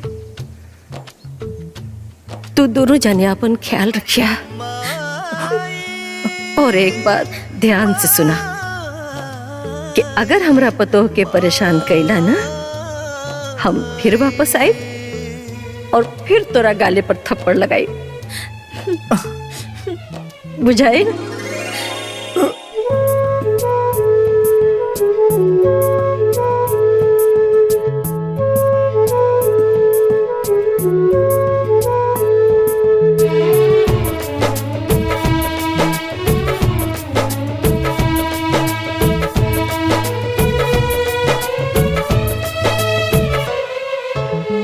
कैसन रीत कैसन रचना, छूटे आपन टूटे कल्पना।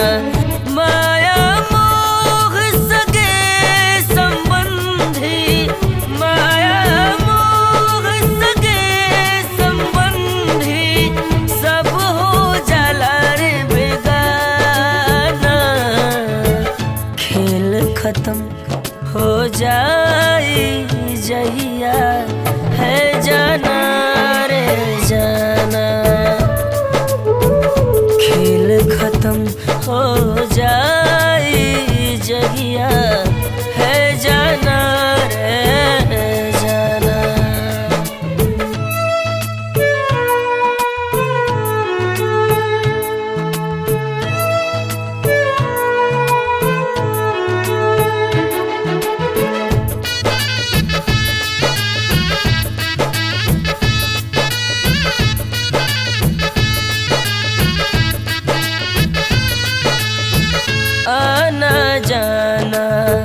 जग के रीते फिर भी मोह न जाला हो, जन्म के दिन ही भरा केता मरण के दिन भी लिखाला हो। झूठा के जुड़ल बाटे जग में सब तना रे बाना, खेल खत्म हो जाए जहिया है जाना रे जाना, खेल खत्म हो जाए जहिया है जाना रे जाना।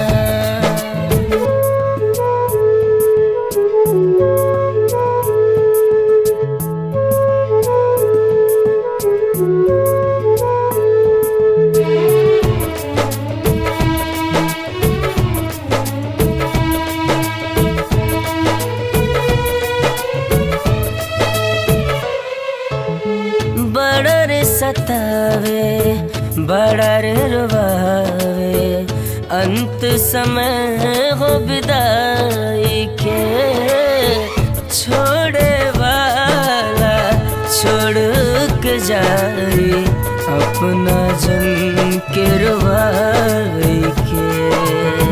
माटी देह मिली माटी में सब माना रे माना, खेल खत्म हो जाए जहिया है जाना रे जाना, खेल खत्म हो जाए जहिया है जाना रे जाना।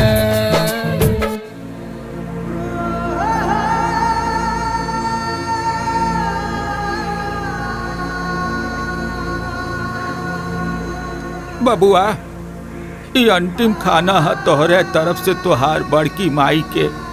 बबुआ बड़ा श्रद्धा से ही खाना और पानी दी है और हाथ जोड़ करके कहिया कि माई हमार जौन श्रद्धा रहल जौन औकात रहल ओहे हिसाब से हम कईनी हो, तो कौनो गलती हो गई होके तो ओके क्षमा करिया और आशीर्वाद मांगिया ए बेटा।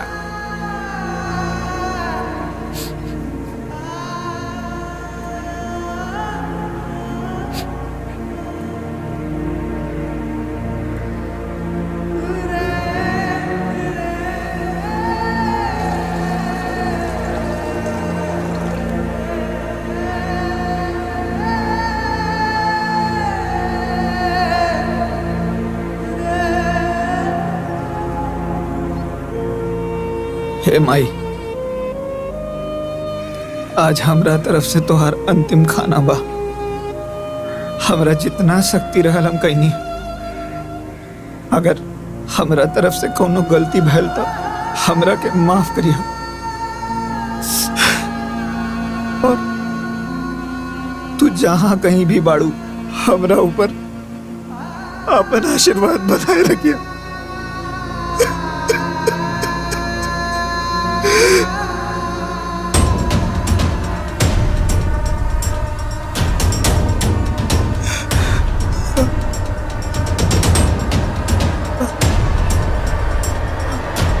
माई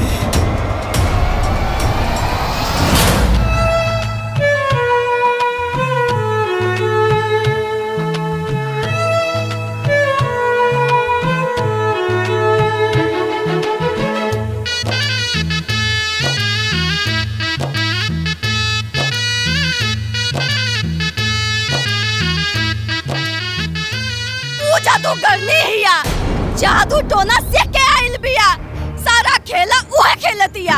हाँ तब का घर में राखल खजाना गायब हो गई, इतना खुजला के बादो नहीं मिलल। हमरे करण अर्जुन के ई हाल हो गए। हाँ हमने के साथे जौन भइल वो भुला गए नी का? अरे ये झमेला के जड़ हुए दोनों हवे। सरवा हमनी के प्रॉपर्टी खातिर हमनी के कुत्ता बना देले बड़ा सन। हमनी के हमनी दुनिया दिखावनी जा, आज हमनी के आंख दिखावता। अरे अब कुल बीत गइल ना, अब ऐसे कुछ करा चलो। करे के काबा वो दोनों के जीवन लीला समाप्त करे के बा।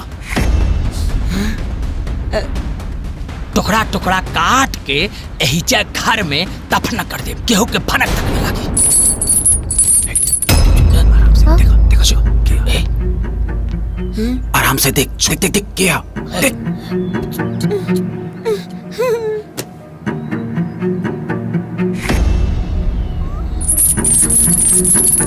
ए जी वह दोनों सनहन हो। आज अग्नि के समाप्त कर देवे के बा एकदम। है सात्रा जल्द से।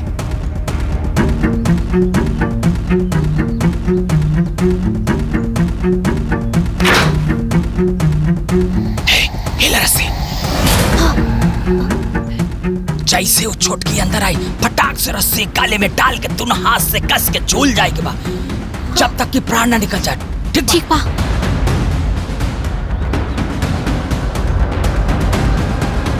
सब लोग तैयार बड़ा? हाँ तैयार बानी।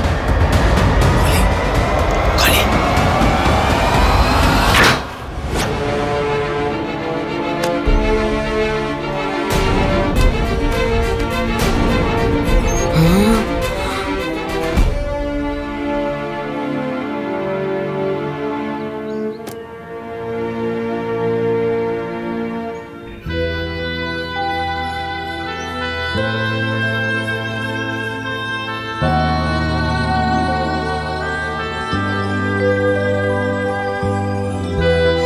भैया और दीदी ये सब आप सब के हैं।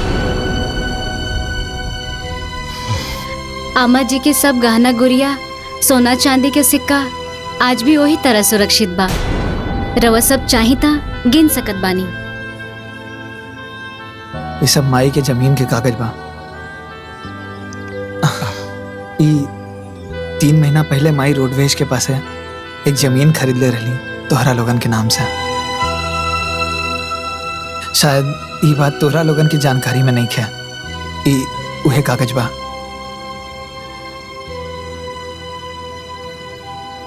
और ये अम्मा जी के बैंक के बैलेंस और ये FD के कागज है। ये सब आप सब के हैं। और भैया तोहरा के तो पता बा ना कि जब हमार माई मर गल रहनी ता तू हमरा के गोद में ले आके बड़की माई के दे देले रहला। ये अनाथ का अगर केहू सहारा बनलस तो वो तुहे रहला भैया।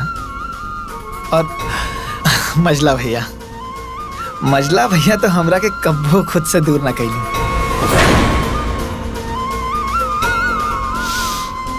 हमका आजहू याद है भैया कि वो पुरनकी साइकिलिया पे 2 लोगन के बैठे की जगह रहल तो मजला भैया का कैलन हमके उठा के अपना कंधा पे बैठा लेलन। और भाभी लोग तो हमरा के कब्बो अपन चचेरा देवर ना समझनी। तू जाना तारे सुमन? हाँ? हम एक बारी भैया के साथ भाभी लोगन के नैहर गईनी। वहां पे भैया के बहुत नीक कपड़ा मिलल और सेम टू सेम हमों के मिलल। और पता है क्या भाई, हमके 1001 रुपया भेंट मिलल। पूछ ला भाभी से। और भैया लोग हम तू लोगन से बस यह कहा चाहता नहीं कि माई के चल जाए के बाद हम लोगन की दुनिया में तू लोगन के सिवाय और कोनो सहारा नहीं है। जैसे सारा जीवन अपन बड़की माई की सेवा करनी वैसे तू लोगन की सेवा करे चाहता नहीं। हम तोहर भाई है, हमरा के गहना गुड़िया धन दौलत जेवर जेवरात इकुल नहीं खे चाहता नहीं। हमरा के बस तू लोगन के साथ और आशीर्वाद चाहिए। अरे ये बाबू, ये संतोष, अरे नारे, अरे हमनी के तोहरा लोग के कितना गलत समझत रहनी हरसन रे। तोहरा लोग के ना का से का सोचत रहनी हमनी के, पर ना तू ता हमनी के आँख खोल देला हो, आँख खोल देला। हमने तो राम न बन पौनी जा, लेकिन तू लक्ष्मण बन गया। हे संतोष, माई सही कहत रहली कि हमने भले सगा बेटा बानी, तू सगा बेटा से पढ़ के बड़ा। धन दौलत गहना गुड़िया ये सब कुछ ना चाहिए हमनी के, कुछ ना चाहिए रे बाबू, हमनी के कुछ ना चाहिए। अरे माही के चल गईला के बाद ना तू ही घर के असली मालिक बाड़े। बस एक उम्मीद करता नहीं रे बाबू कि हमनी के जब जब शहर से आई ना तब तक अपना भाई के, बड़ भाई की तरह हमनी के आदर और सम्मान दिए रे बाबू। ये सम्मान सारी जिंदगी रही भैया। हमने बड़ा होवे के बड़प्पन तो ना देखा पौने, बाकी तू सन छोट होवे के बहुत अच्छे से निभावले है। हमरे के माफ कर दे छोटकी, माफ कर दे रे। ना दीदी, आप लोग तो हमारे गार्जियन है और गार्जियन माफी ना मांगेला, गार्जियन तो आशीर्वाद देवेला। ए छोटको, कबो कबो बढ़ानों से गलती हो जाला, अपन बड़ बहन समझ के माफ कर दिया। अरे दीदी, बड़ लोग माफी ना मांगेला, अरे बड़ गार्जियन तो आशीर्वाद देवेला। ए छोटकी बहन, छोटकी बहना करो दुहाई, हम दोनों है तेरे भाई। अब हमको यही कहना, हमारे पास है 3-3 महीना।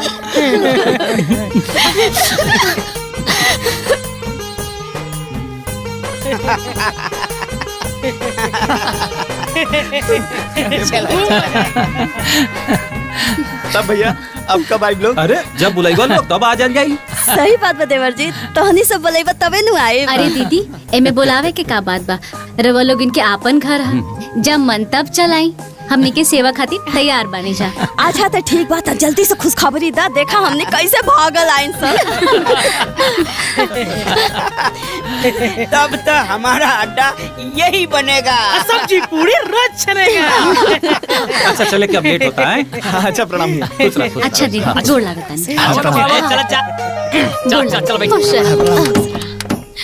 खुश रही, खुश रही, अपन ख्याल रखिया। अरे हवा लोग लेट होता। चल चल। तू लोग अपन ध्यान रखिया, हाँ? और मौका मिले तो हमनी के लगे आइया। ए देवरानी जी, हमरे देवर जी के ख्याल रखिया, बच्चा रोए के ना चाहिए। अच्छा चला तक। Bye bye bye bye bye by.